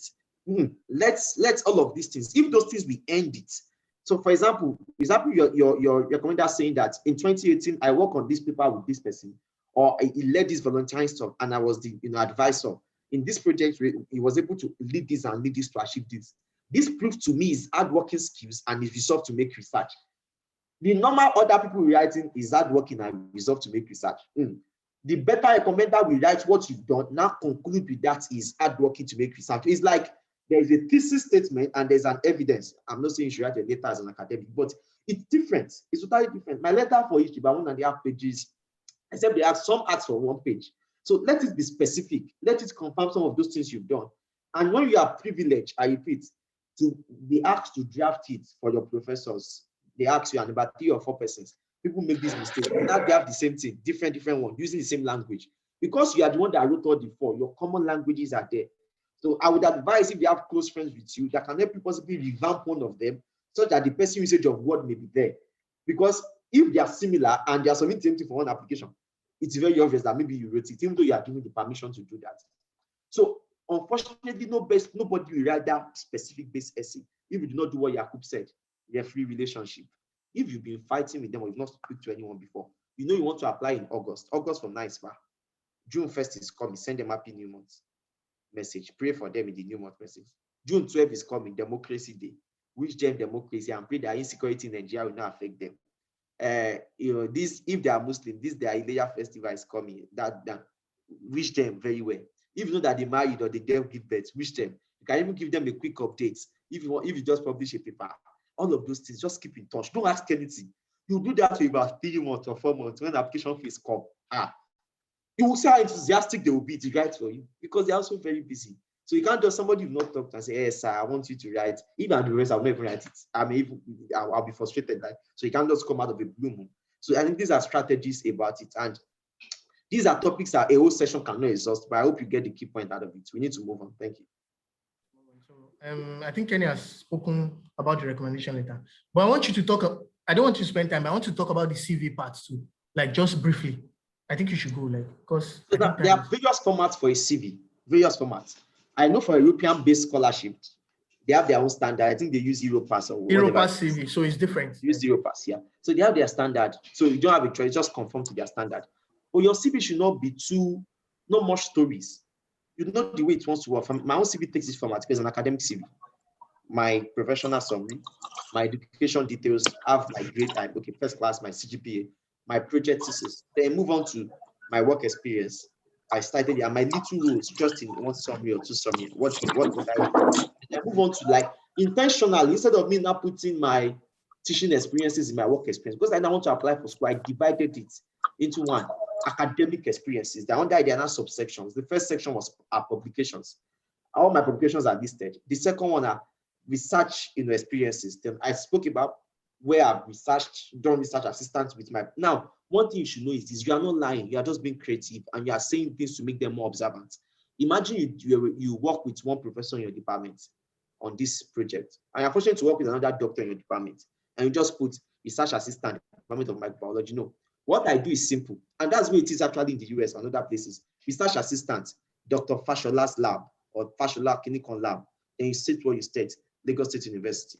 Then move on, research assistant, this lab, you did what you did. Look at it. I brought 2 or 3 research assistantships from a single institution because you did different projects with them. And if you lump them up together, you cannot be saying long statements because nobody will read that. So look at how I brought 3 research experiences from a single institution, and I'm not lying about it. I actually did those work. Or you are fortunate enough to, some of us, you have to go out and possibly do some of your lab work outside and you come back in. It's like a research because you spend some days or weeks in those places. Put it there, visiting researchers or research assistant or visiting research student, Institute of Clinical Research, and that is where you did your stuff. Say what you did there. Those places will make your work a bit, very interesting. And publications, put your publications there. Unfortunately, this will not be a session to treat that. And lastly, your skills, and you need to learn them. Your skill set, don't let anybody, I hate it when I see it, hardworking. I hate it, emotionally intelligent. Nobody needs that for a scholarship. Your skill set, Python, you can use Python. Power BI, you can use that. The spectrophotometry, nucleic acid sequencing. So in some of those cases, even in some that are trying to advance yourself, and you can learn everything, even some things that you have to do in the lab, you can learn them on YouTube now. Every contact thing on YouTube. To look for 5 or 6 skills that are mostly needed. Search it. Needed skills for microbiologists. Needed skills for political scientists. Search it and start learning it. Talk to graduates and put it in your CV. Those are things that will set you apart. And with this, you have a pager or a 2-pager CV and you are good to go. And your scholarship is yours. So I'm just going to talk about Erasmus. Erasmus is keen on your CV actually, and it has to be this Europa CV. So I'm just going to talk about the order in which you have to write it for them to. So you have work experience first. They are keen on this. Make sure your work experience is detailed. Don't just say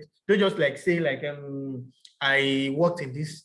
You want to state what you achieved. So for example, my own would be carried out energy audits, layout, and maybe detailed technical design, installations. Put keywords that's in your field there. Don't just leave your CV the description of your job roles. Don't just leave it there. You might want to say what you achieved. So you might want to just make it very specific. Maybe perform grid impact studies. So these are terms in my field you need to put so that they will know that you know what you're doing. Most of these things you do it, but you don't know the technical terms of what you're doing.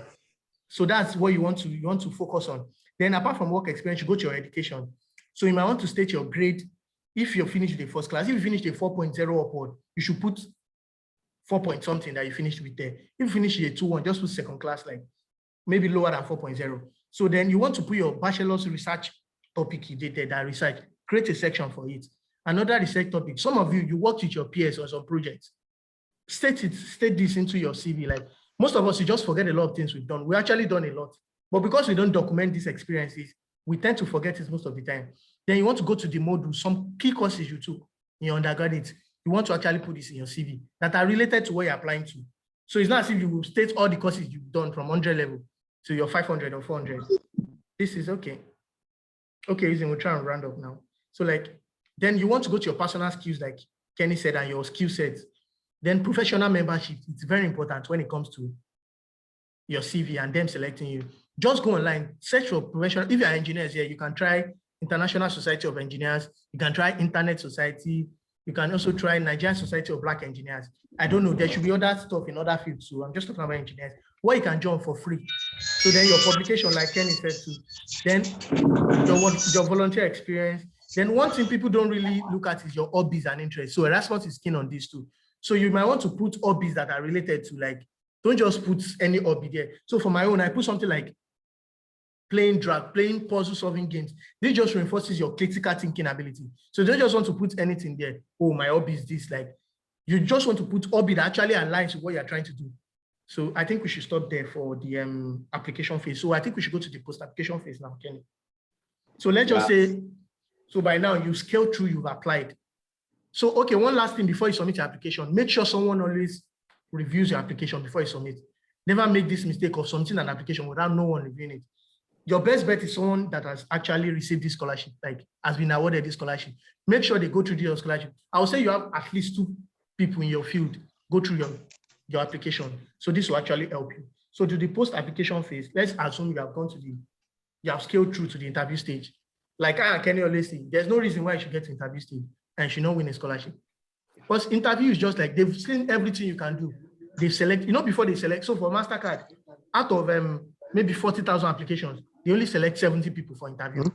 So imagine you've been selected among 40,000 applicants. So what stops you from winning it? That means they've actually checked all your profile. You actually align to the goal of the foundation that is offering the scholarship.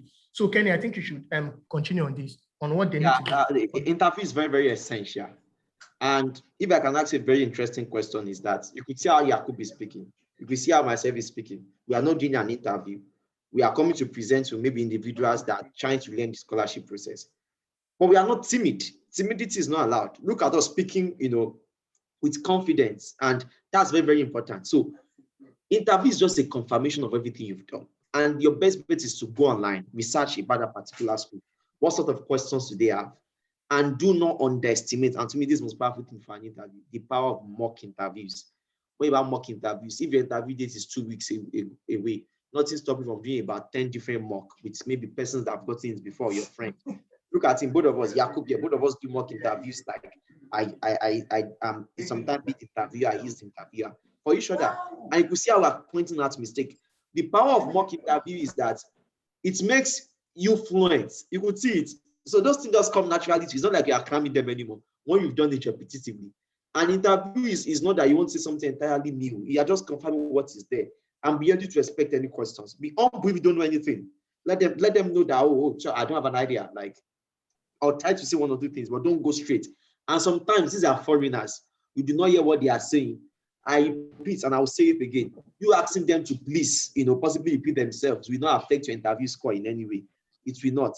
It's better to get clarity of the question than to answer the question in the wrong way and make it conversational. Most things you observe, people just cram what they want to because they know the question. Some interview have their question set, so you know it and they will cram it. No, make it conversational. Oh, how are you doing? How is everything? And thank you so much. I'm excited to be here. Share your story, make it conversational. Sometimes you even make them laugh a little bit, not that you're too professional. You see them asking you about what's the weather like in Lagos, and you just tell them that you're asking them back, how's the weather like there? They are doing that because they want to make you relax. So you do that also to make them also feel connected with you. That is very, very important. So I think with that, we should put an end to this process. I really hope that you guys learned 1 or 2 things. And yeah, that is it from my end. Thank you so much. So Uzim, I think we're done now. We'll love to take the questions now. All right, so that was actually pretty interesting. I think it was an eye-opener for a lot of us here who have been listening and have been observing. Please, I hope you've been jotting things down, because this is key takeaways that not everyone around the country and even the world can have access to. So thank you very much to our guest speakers. We appreciate it. So quickly, we'll be taking a toll. While we're going to be taking those tolls, I will appreciate if you have any questions, feel free to just put it down on the group chat. Don't be shy. Don't be timid. I might also give room for people to even ask in person, but please be free to use the group chat to just ask your questions. Thank you so much, our speaker. So quickly, the poll, feel free to just answer it and we'll just continue. All right, so we have our first poll here. So just your quick response and we go to the next.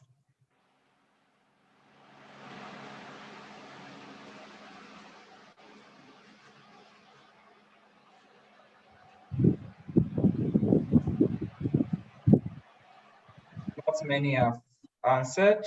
We're still waiting. Okay, I can see responses.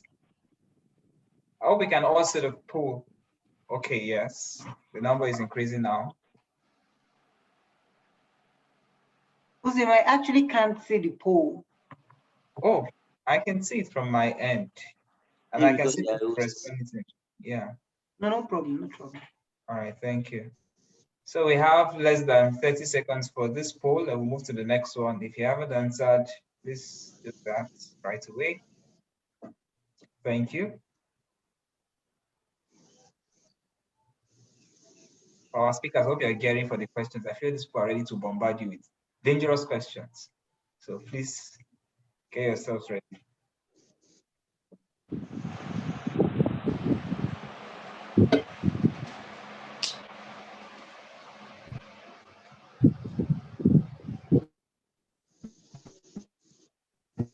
Okay.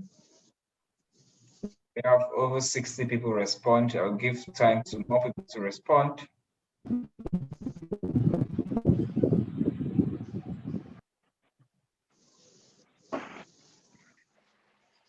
I see.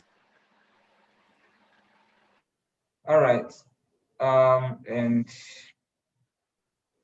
65%. If you're having issues viewing the poll, let me know. I believe everyone can view it. 70 people are posted. So Osita, whenever you're ready, you can switch to the next poll.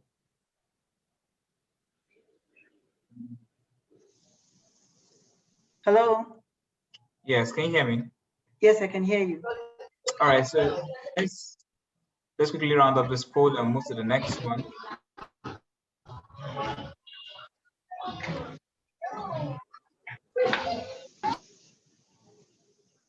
Please try to mute your mics. Thank you.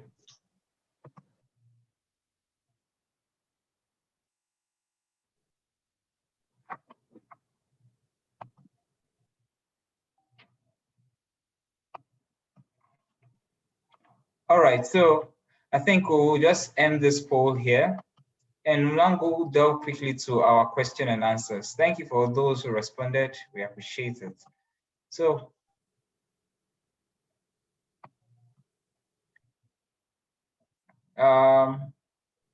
right away, we'll go with our first question. So let's see. What do we have here? So who is the first person? So we have Purity. Okay, Purity is asking, okay, let me start with, do you need to get admission? Okay, so please, do you need to apply and get admission first before this scholarship application, or does getting the scholarship automatically qualifies you for admission? So feel free to answer, anyone. Kenny? So like, I think I'll take that. Okay. So like, there are different scholarships and there are different application processes. So a few of the scholarships, you have to apply first to the school. Some of them, you apply to the scholarship, then after that, you apply to the school. So for example, Mastercard Foundation Scholarship at University of Edinburgh now, you just have to apply to the scholarship. After you get the scholarship, they'll guide you through the process of applying to the school. But a scholarship like Commonwealth Shared, you have to do both simultaneously, apply to the scholarship and apply to the school. So that's why you have to actually do your background check on all these scholarships and actually check what they actually require.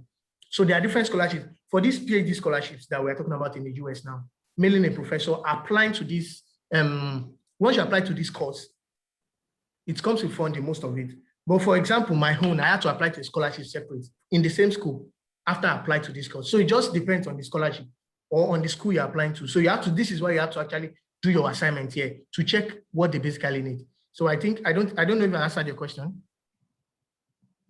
Okay, I think that has answered it. The next question is there an age limit? I don't know, Senior, have they answered the question?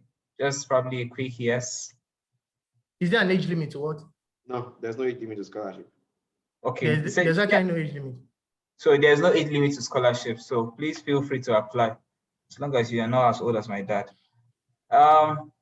Next one, Purity is asking, please, can you brief us on how to properly write the essays for NUTM Scholars Program? Oh, interesting. Possible for that.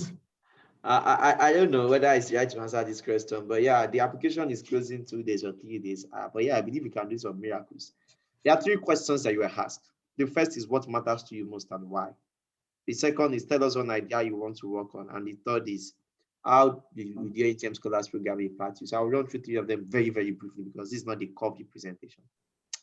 So what matters to you most should reflect a particular society challenge and why it matters to you most. Oftentimes, your personal experiences should explain this. Is it where you grew up? Is it what you saw? Is it what you experienced? And do not just say these challenges and start lamenting on those challenges. You have to say a little bit what you've done to tackle those challenges. Very, very important. Briefly, in that 50 words.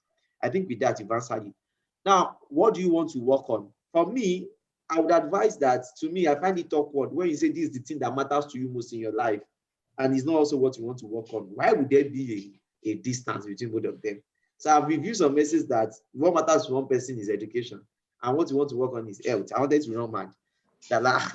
So why that may be possible in a way, but it's not really advisable. So what do you want to work on? State that particular idea. Don't come and be telling us the same thing, bands, that I will run advocacy for HIV/AIDS. And you want to get to NUTM. NUTM is for the best of the best in the country. Advocacy, sure, is a good strategy for solution. But okay, how are you running your own advocacy? Are you leveraging technology? Are you using M&I model? That uniqueness, what are you creating? What have you done? So is that unique, solutions that are not conventional, that can break barriers in that particular passion? That's what NUTM scholars want. And you say why your solution is quite different, and maybe the metric to what you want to achieve and what they are able to work on. And most importantly, to me, which I see as one of the most important questions to impress the reviewers, is why NUTM, or what do you hope to achieve? This is a place where, if I were you, I would talk about the 5 fundamental tenets that guides the program. 1 is experiential learning. Talk about the fact that, maybe research on experiential learning. Speak about it a little bit about how this program, the fundamental frontiers of the program are stated, and based on your research, is you learning from experiential procedures, and that will give you a new perspective to education, the unconventional one. In that way, it shows that you understand the program, and in one way, you're also appealing to the interest of the reviewer. Secondly, speak about how your greatest assets will be the network of scholars. I know you want to talk about our global advisor and the likes. Yes, but actually your greatest asset in the program and network of the scholars. Talk about how excited you are to work with the group dynamics of different scholars from different parts of the world, or different disciplines, and how you hope to possibly work with them to create a particular change or movement, and how open-minded you are to work in diverse environments, and how NUTM will be able to learn more and leverage those networks to achieve your goal. It's very important to talk about the faculty. For us, in our own time, the faculty list was not robust, but now, when you go online, you see the faculty. I will say it again, these are the best faculty, not in Africa, but in the world. Take 1 or 2 of them or 3 of them, which courses align best with you, and say how they must align with your particular career goal and why you believe you must learn under them. Most importantly, align the third lab process. Tell them know how much you are interested in entrepreneurship, and that third lab will be the best pedestal for you to build your entrepreneurial career and product. And how open you are to work under the respected leader and faculty members such as Femi Longe. Sign all of these things. You are putting to their ways. But most importantly, let me give you one secret for those that are here, although some of us doesn't know. Put it there that you understand how ethic or how intense the program, don't use the word ethic, intense is better, how intense the program has been structured. But you understand that this should be for you to become the best version of yourself, and you won't become weary. I know what I'm saying. that you become weary in the process and like you're always open to work to keep the deadlines and with no reason for asking for extensions, even though you eventually ask for it and get it. So these are ways to appeal to some of our reviewers that we should know that these are things that are actually looking for. And I think, I don't know if Yakub have any other addition. And there's also other part of it. We have our CV and some other things, but I don't know if Basically, I think you said it all. We should move on to the next question. All right, thank you very much. Tawfiq, your mic is unmuted, but let me help you mute it. So next question is, I think we've answered the question on whether they spoke more about PhD. So what about masters? Are there scholarship for masters programs? So Yakub, can you just speak briefly on that? So there are different scholarships. Like for PhD, we're talking about the US basically. But for master's degree, Mastercard doesn't fund PhD. They fund a master's degree. Commonwealth, most of this scholarship is master's degree. So I know most people don't even want a PhD. A larger percentage of people applying for scholarships don't want a PhD. So there are different scholarships for this master's degree. So like Mastercard, so most of them, you have enough you can apply to. So it's not only PhD, so you get, so there are scholarships for this master's degree too. So I think that answers the question. US, there are scholarships for masters too. For masters too, like everywhere, like. Talking about that, so if you want to have access to these top-notch scholarships for both master's, PhD, or whichever you want, short course program, Flourish Consults is here for you. So please feel free to reach out. Next question is, you spoke a lot about research university. What of if you don't have experience in research? Also considering grades, does BSc Computer Science second class lower stand a chance? Okay, I would love to answer that. Okay. Now, I must say that, you have a second class lower, and I want you to be sincere with yourself. You are at a disadvantage. That's number one, sincerity. Now, you now want to work on that other part of yours. I have second class lower that I've gotten scholarship, 2 friends. Other part of you that will make you better than this first class. Then stressing your research experiences. And when I mean research experiences, I know you may not have access to a lab or any break. Start writing academic papers, reviews, publications in your own little ways. Connect back with your project supervisor, like Yakub said. Tell them I want to publish my project, but I want to do this or that. Look there to your CV come out. Volunteers, do a lot of MOCs and make distinctive points there if there are some that give results. That is, MOCs are online courses. Do a lot of that. So you have to ensure that you build your CV to the extent that they will know that maybe something was wrong there. And in some cases, I've seen people in the SOP stating why they really didn't perform well and convincing the reviewer why they are the best fits now. So don't let that dampen you. It's just make your work much more difficult. I wouldn't say much more difficult because most first class doesn't even get these scholarships if they don't do what they have to do. So that's so important. I guess that's the first part of the question you asked. I didn't get the second part of the question you asked. I spoke about research experiences, yeah. And now we're person get research experience. As I've said earlier, we're in a country where it's not easy for you just to enter a research institute and say you want to start doing research. Because academic experiences, firstly, your project supervisor, if it's somebody that is approachable, tell them, you are interested in possibly publishing. They may give you more work. They may have to even pay because you pay for some of these journals. But in some other instances, there are free journals online that you can always publish on. But before you start publishing to academics, start writing small articles. Subscribe to Medium Daily Digest. It's free. If you are interested about entrepreneurship, write a little article on it. That will own your writing skills, and it can also be in your CV. Before you know it, just give it a shot to write one review paper. And when you mean review paper, that is, you are not doing research in the lab. You are just using secondary sources. Because numerous persons have done research and are putting those results together. Then you're analyzing the results. Then you use it to write a review.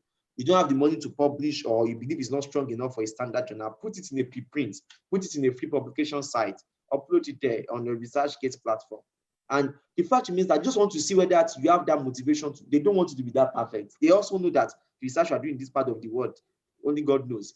But yeah, just that motivation for you to do those things. And that's where you can get research experiences. And it'd be nice if you can intern for free in some places. Don't be like, I want money, but I know it's not easy, but look at the future goals there. That's it. All right, thank you. So with regards to clarification on GRE and TOEFL, so can you just help? Is it a must for fully funded PhD programs? No, it's not. So it depends on your department or your faculty. So this is why you just have to go to the website and check the eligibility criteria and the requirements they need. So like for engineering, it's a must. Most of the courses in engineering, you have to write GRE. It's very compulsory. But with the advent of this COVID-19, a few universities are waiving GRE. You just have to check if they are waiving it. But for most, I think you should probably write it. It will boost your chances of getting admission. just write the GRE and write your TOEFL or IELTS. Just write one of both. But like, it's not compulsory. I think, Kenny, your department doesn't need GRE. Yeah, I wrote GRE and TOEFL, but funny enough, my department does not need it. So it's just like that. But I would advise, if you have the resources, I think try your best to write it. So what Kenny said the other time, so about like having a tutor and wanting to apply. One thing you want to just leverage on your strengths. Like, so everyone will not finish the first class and 2-1, but you have to have strength. There's one place you are good at. So you just have to, maybe this is where you are good at, have a very high GRE score. So that they want to have you, I think you get to interview stage or something, have a very high TOEFL score. So just leverage your strength, work on research. If you see you don't have a very good result, work on something that can complement that your weakness. So that's just basically what it is. So I think we can go next now. Okay, so can you give a guide on how to make a good self-introduction? So I would appreciate if we are pretty much fast. So just quickly. The guide, self-introduction, these are, I know NHM scholars ask for this. It's so simple. You don't want to repeat. It's a two-way thing. You may take it uniquely, such that I don't want to repeat what you submitted in your application. So that you just introduce yourself, say a little bit about what you've done and what makes you maybe unique and why you're interested in the program. In the other hand, you may want to show a whole brevity of everything you've submitted. That is, who are you in a simple word? For example, hello, my name is Kendi Adibi, and I'm a microbiologist. I graduated with a first-class degree honors from Lagos State University. I'm very interested in academic research due to my experiences with pathogenic organisms and the numerous impacts on what it has in human life. With this passion of mine, I've taken up some research work and positions in this blah, blah, blah, and I've led to several publications. But most uniquely, my passion for humanity has not faded away. I would cite an example of my experiences working with United Nations where I led this project. But I must say that despite all of these my experiences, I need to learn more to achieve my career goals of this. This is where the NHM Scholars Program coming for me. I believe through this program, I will achieve this blah, blah, and blah. And that is it. Communicate well, do 1 or 2 or 3, ask people to edit it, and you'll be fine. All right, thank you very much. So quickly, Lori is saying that volunteering and internships are important. She agrees. I've looked for internships in criminology and I haven't seen any. Please, can you recommend internship sites? Because I'm tired of hearing people say go and work in prison or last be a police officer. Okay, this your case is dicey. I know, right? But like, I think you should just search more online. Like, search for volunteering organizations. I really don't know any in criminology because I don't have friends in this. But I think you can browse and directly. It doesn't have to be directly they are solving crime where you want to volunteer. Do you get? It just has to be affiliated. Maybe your own is criminology. Then they're fighting for maybe girls they've maltreated.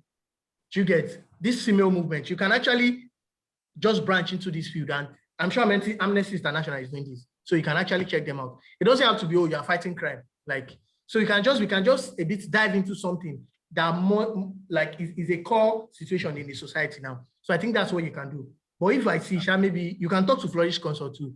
They will direct you to organizations you can actually volunteer with.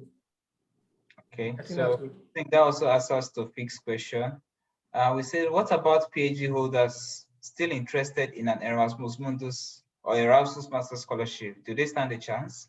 It's very interesting to see that somebody with a PhD wants to go for a master's program. So I don't know much, but one thing is evident. It's a two-way thing. The VR may look at it that you are experienced enough. Why? But I think present your case study well. Oftentimes when you are switching careers, that is acceptable. And your PhD will give you a greater strength to get in and will also be your bane of not getting in. So like I present your case study. Kenny, I think I should come in there. So like I just don't know why you want to get like it's good to seek for knowledge. But like I would actually advise you not to put your PhD in your application that you have a PhD when you're applying for Erasmus Mundus scholarship. I don't know how it's like, but you don't have to tell them you have a PhD already. This is you're not lying, you're just like maybe omitting some information you have. So like someone that has a master's degree before, you might or might not put your master's degree while applying. But the fact that you have a PhD, it means you have more experience and you stand a greater chance of them picking you. Yes, but I don't know how. Yes, so but like I don't think you should put your PhD into it. I really don't know. You cannot just mail maybe a graduate coordinator there just to be sure of your chances. So that's it. Okay, I have one from Vincent. It says, I'm a 500 level student at the University of Ibadan, 2-1, and I'd like to apply for Erasmus.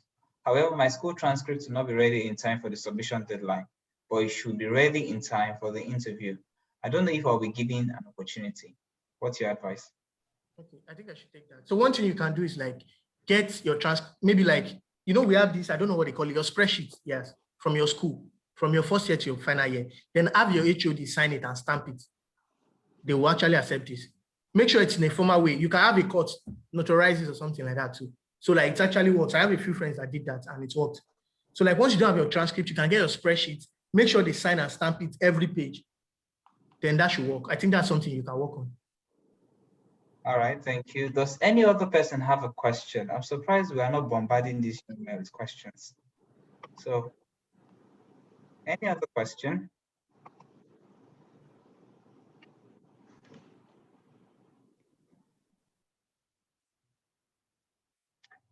All right, so let me just ask a quick question. So, with regards to GRE and the English standardized tests, how would you advise someone going with it? For someone who probably is looking for financial assistance in writing this test, but they can't pay it on their own, what's the best way to leverage it? Okay, I think I may want to come here. Like people also know that you don't have that money, and that is why when many individuals and organizations are opening up applications, there are some applications like iScholar Initiative, application like Michael something. Those are individuals that they are not giving you scholarship, but they are in the country to ensure that they pay for your GRE and your TOEFL, and to also ensure that they pay for your application fees. They are competitive, but in this case, you must write in your essays your potentials to attain success, why you lack it. And there's one, I think that's the leading of all, the Education USA Opportunity Fund Program. Unfortunately, the application closes, I think, June 1st or tomorrow, or May 31st, I'm not sure. You can apply for the Education USA will fund all your application process, even to your flight tickets to travel. You don't need to spend ₦5. But it's always competitive. So the only advice I can tell you is to apply for these things. On the other hand, if you are fortunate enough to have well-meaning individuals that believe in you, nothing stops you to communicate with them. And that is why for some of you that you have good relationship with your lecturer that's so much like you. I've seen lecturer pay for student GRE tests.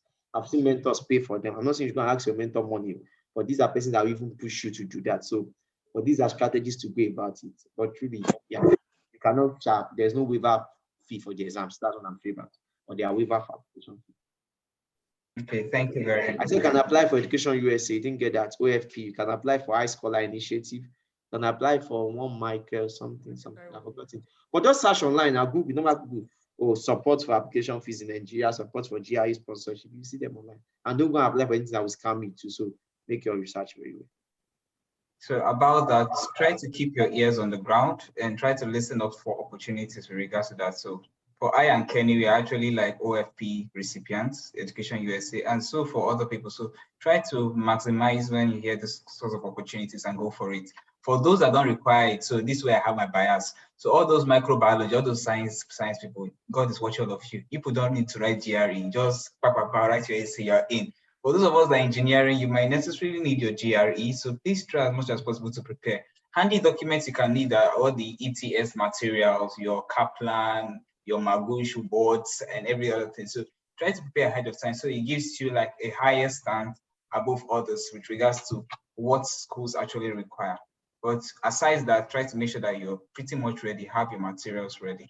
So I would just want to ask a question regarding this what do you call application fee waiver. So same way too, how can someone go about it, especially if you're applying for US schools? How is it that I can escape paying $70 when I don't even earn salary that's up to that? How is it that I can escape the 100? How do I apply to 1996 scholarship without having to pay anything? So Kenny, help us with that. Yeah, thank you so much. Application fee waiver, you know what they call early applicants? It should be in the early bets because those are persons that get more application fee waiver. And it's so simple. Application fee in August, very interesting.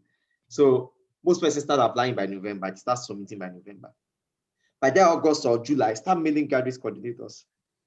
As I said earlier, it's their job, they will reply you. First, ask about the instruction. Then second, maybe we follow up with an email, a fresh email, request for application fee waiver. Introduce yourself, why you're interested in it, and state your financial challenges that you don't think you'll be able to meet up. Very simple, not up to 200 or 250 words in the email, or less than that. Then possibly attach your CV. Oftentimes, the guide coordinator will let you know that, okay, sure, you've been granted, or, oh, we do not grant because of this and that, or you have to attend this conference. Secondly, you must need, that's why joining some group chat, and I'm sure Flourish Consults is doing something around that, like Purdue University, like Stanford, just by attending some webinars, they will just send it to your email. This is your code. They know how they automate it. So you just log in and put in the code. So attending these webinars are very, very, very, very important. So you can get from that. And lastly, you can get application fee waivers from your professors. For those of you that are emailing professors, not really a waiver per se. They pay for you on their behalf. Oh, because there are days, but the way you email them, they love you. They've spoken with you on Zoom call. They're like, don't worry, I'll pay for you. And in some cases, it's true. When your point is that you've maintained relationship with your professor and he has encouraged you to apply and you've been talking to him very frequently, you can ask him that, oh, you love support. The thing that he or she would reject that. So it's so tiny, so tiny. Because he also wants you to apply. So these are ways to go about it. All right. So please, I just want you to attempt this question quickly. So the scholarship also cover people with any form of impairments, such as visual impairment. So just a quick word that is very inclusive. And even your impairment is your greatest strength. I know scholarship like Mastercard, they cover everything. You just have to state it in your application that you have this. There's always a section for that in your application. Yes. All over the world, they do. For those Europeans, they do. Even a greater strength. I have someone who says, I've been out of school for like 7 years now, and the only research experience I have was my undergraduate project, and my work experience was totally out of my field of study. Please, am I eligible for this scholarship, as some do consider the year of graduation and how old your first degree was? It's complicated. It's a two-way thing. Some scholarship will tell you, like now, what scholarship advice. If you not got there within from this year, don't apply. Why some, like, let's say PhD, masters in the US, or I don't know about Erasmus, they don't mind. But your case is a bit funny because it depends on where are you going to do your masters. So now you have more strength if you are going for a masters in area you've been doing your work experience than even your undergraduate, because you've been there for 7 or 8 years. You can just take MOCs and be online certifications to complement that. But also you can still go for a master's or postgraduate scholarship in that your undergraduate degree course. But now you have about August is a bit not too far, but you have 3-4 months. That 3-4 months, go back to academic engagement, take professional trainings, online or physical, take professional training and update your CV. And if I were you, I would possibly explain that gap here, what I've been able to achieve and what motivated you back to the academia, my SOP. So that in case anybody have a caveat of don't let us choose him because of that, you possibly shun that by just explaining that in your write-up. Okay, thank you. So regarding that, Abdulwasiu, I think some actually consider your professional experience. So especially for master's candidates, I know of opportunity where I applied and they're like, oh, we think you're not a PhD, but you'd be better off as a master's. So if you think your career growth has actually stemmed why you want to go for a master's and you can make a difference, push in, give it your full shot, and I'm sure they will definitely accept you. Like you all say, just make sure that you spike it with things that are actually interesting. Someone said, is it possible to get fully funded scholarship and not get visa? Oh yeah, people have gone to the class. So like, it's very rare. You know, there's this village people concept. So like, it's only if your village people are very strong. Like, so like, but most times, I think 99% of the time, like you will get it. Once you get a fully funded scholarship, you will get the visa. But like at times there are exceptions. Maybe the village people are so like. I know village people are you, but don't bring for red flag. Don't lie. Don't lie, that's it. Because no matter if you like get $100 million for your funding, one they see that you are lying. You say you are single and married in different places. You said you are this and that. That red flag will just, and I believe your village people are making you lie. Because why should you lie when you have a fully funded scholarship? So some of us are still in the visa process, and here we are saying we are incoming. Like, even if there's any village people there, they won't succeed. That one is short by God's grace. So I think just focus on getting your scholarship. You get your visa. The US will just frustrate you with getting interview dates, going for interview, documents, paying for this service fee. The money is, and that's one thing I don't want to prepare your mind for, is after getting scholarship, you spend money. But one thing is that I spend everything. By the time you get there, within a month, you forget all of those things you spent. And for some scholarship, I don't know whether I know for Mastercard, you don't even spend a dime, they cover everything for you. Yeah, they do. So most of the scholarship actually cover everything. Like you don't have to spend a dime. Thank you so much. I think that was actually quite exploratory. We've touched a lot of things. So thank you so much, our speakers. Thank you for everyone that asked the questions. I'm sure we'll be able to do this. We'll bring the last question here, sorry, about August. I'm saying August is the start of most application for schools, August to December. Yeah. Okay. Yeah. So for those of you that want to go for fall, or if you're considering winter, so whichever one. So quickly, I will just welcome Ms. Dosita just to tell us more about Flourish Consults, just in case you've been asking how can I get the best out of this? So please, Osita, you're welcome. Yeah, I think you're still muted. Yeah, thank you all so much. I was actually blown away by how robust the information that Kenny and Tunde have really shared here today. It's not really every day that you get to hear people that are sincerely telling you that this is what it takes and that you really need to like put your back into it to like make a difference. I'm not going to say something too different from what they're saying. The reality is that there's no free lunch, right? You want a scholarship, you need to work for it. The scholarship doesn't fall from heaven. Even if you prayed from now to next year and didn't send an application, you're really not going to get a scholarship. But I'm not going to ask you to try, but you're really not going to get a scholarship. So that's like our reality. The only way you can get a scholarship is by positioning yourself for that. So what we do at Flourish Consult is that we understand how hard it is to even keep trying, even when you keep getting rejection after rejection after rejection. We know that some people can even get depressed and stuff like that. So what we do is that we've created a community where people that are all interested in applying for different scholarships can like join and sort of like share their experiences and not like pass through the journey alone. And then secondly, we provide a comprehensive scholarship database. The idea is that the scholarship process really hard enough that you have to figure out whether you have to write GRE, you have to figure out whether you're writing IELTS, you have to save money to be able to pay for it, because if you don't have it, a lot of the schools that have funding will probably not give you admission. So we're like, even the stress of having to also do the research for the scholarships that you're eligible for in the several countries that you might be considering is also stressful on its own. So what we do is that you tell us what course you're interested in. Let's assume you want to do public administration. So what we then do is that we will go ahead and do the research, and we'll get back to you with the different countries that you can find funding in different universities. So we charge a fee to do that, of course, because we have our team working on it, and we're currently developing a software that will be able to like do that in real time, such that you just log in, update your details, and click search, and it will bring out all the schools that have funding that you're eligible for based on the responses that you've given. So that's actually what we're building at Flourish Consult. The idea is that we know that trying to spend months searching for the scholarship can even discourage you from even going ahead to apply. So we've made that process very simple. So I think Uzim just shared the link on the chat. You can join us at the Flourish membership form, and then we can have a conversation about what school you're interested in going to, what country, what course. Oftentimes, people try to focus on the Chevening, the Mastercard, and then, of course, the Erasmus scholarships. But like our speakers have mentioned, these scholarships are highly competitive. If they are very, very competitive, it means that the likelihood that you will get it is like maybe 10%. 10% is even very high, maybe 5 or 3% chance. And that's really, really low. It means that you can be trying for the next 3 years and not actually be able to get it. And it wouldn't be because you're a bad candidate. It will simply mean that there are people that were able to convince the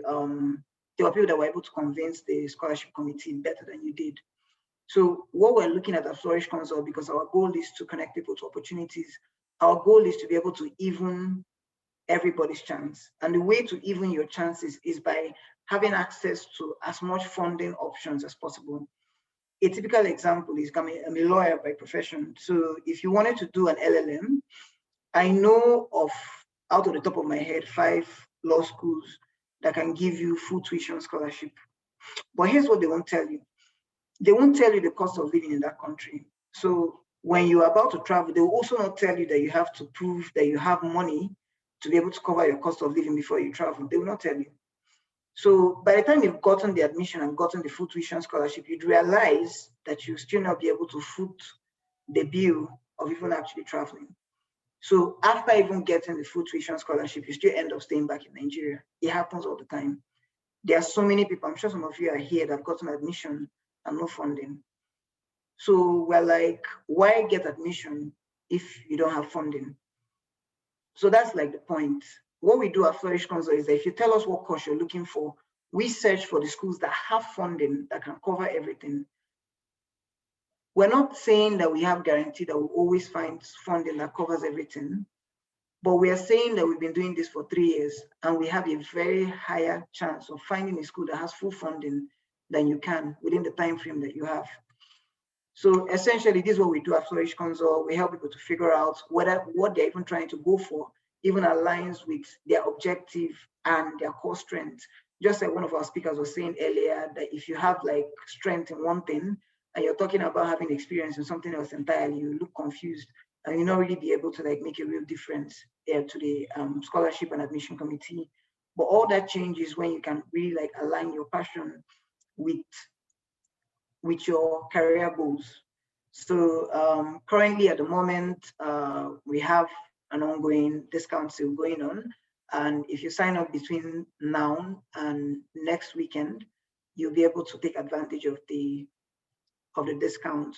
So we really look forward to having you all on the platform. Then there's also the option that we have mentors on the platform that are going to be helping you to walk through the application procedure. But like our speakers earlier mentioned, mentors are really, really busy people. If you're going to join the platform, we want you to really think about it. Like think about what you want from your life. We don't want you to just, oh, I want to have a scholarship, you just sign up. No, we want you to think about it and think about what it means. If we say, oh, you have to take online courses, oh, you have to actually try to start writing a research paper. If you're thinking of doing a research master's, that is, although there are also scholarships for top masters. So you have to put in a lot of thought into it.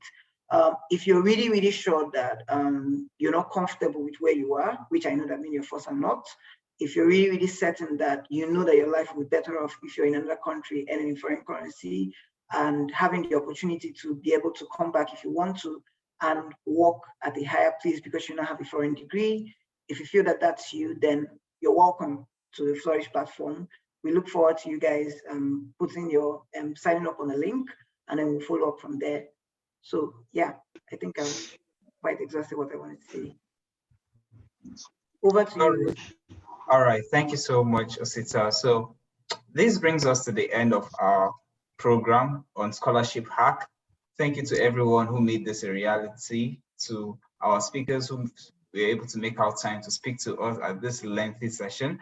For everyone here who was able to join from the beginning to the end, I actually doff my hat to you guys. You are the real MVPs. To the team at Flourish Consults, thank you for making this a reality.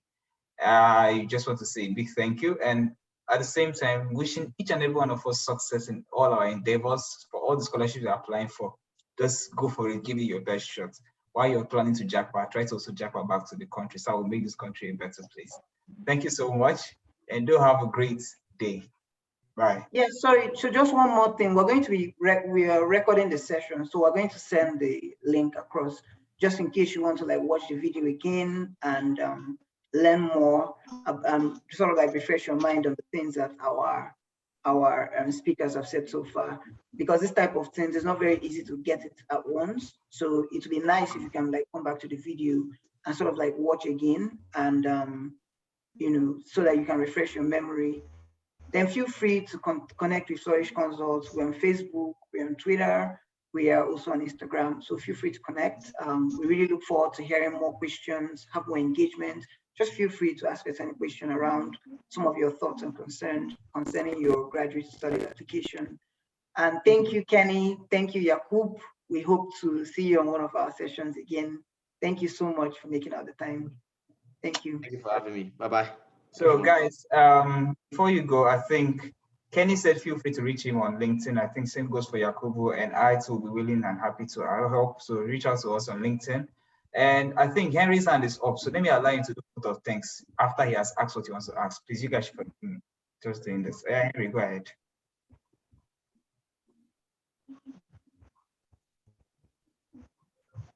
Hello, Henry, your hand is up. Your question or whatever you have to say, then a quick vote of thanks. You have missed it if you don't know.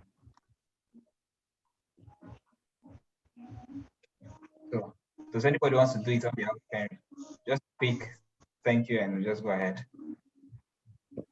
Thank you so much. I really learned a lot. I'm really appreciative. Thank you. All right. Thank you so much, Glory, for the feedback. I guess you spoke for everyone else here. So thank you to everybody. And we hereby bring this meeting to a close. By next time, I'm sure one of you will be the ones that will speak for Scholarship Act 2.0. All right. Take care, guys.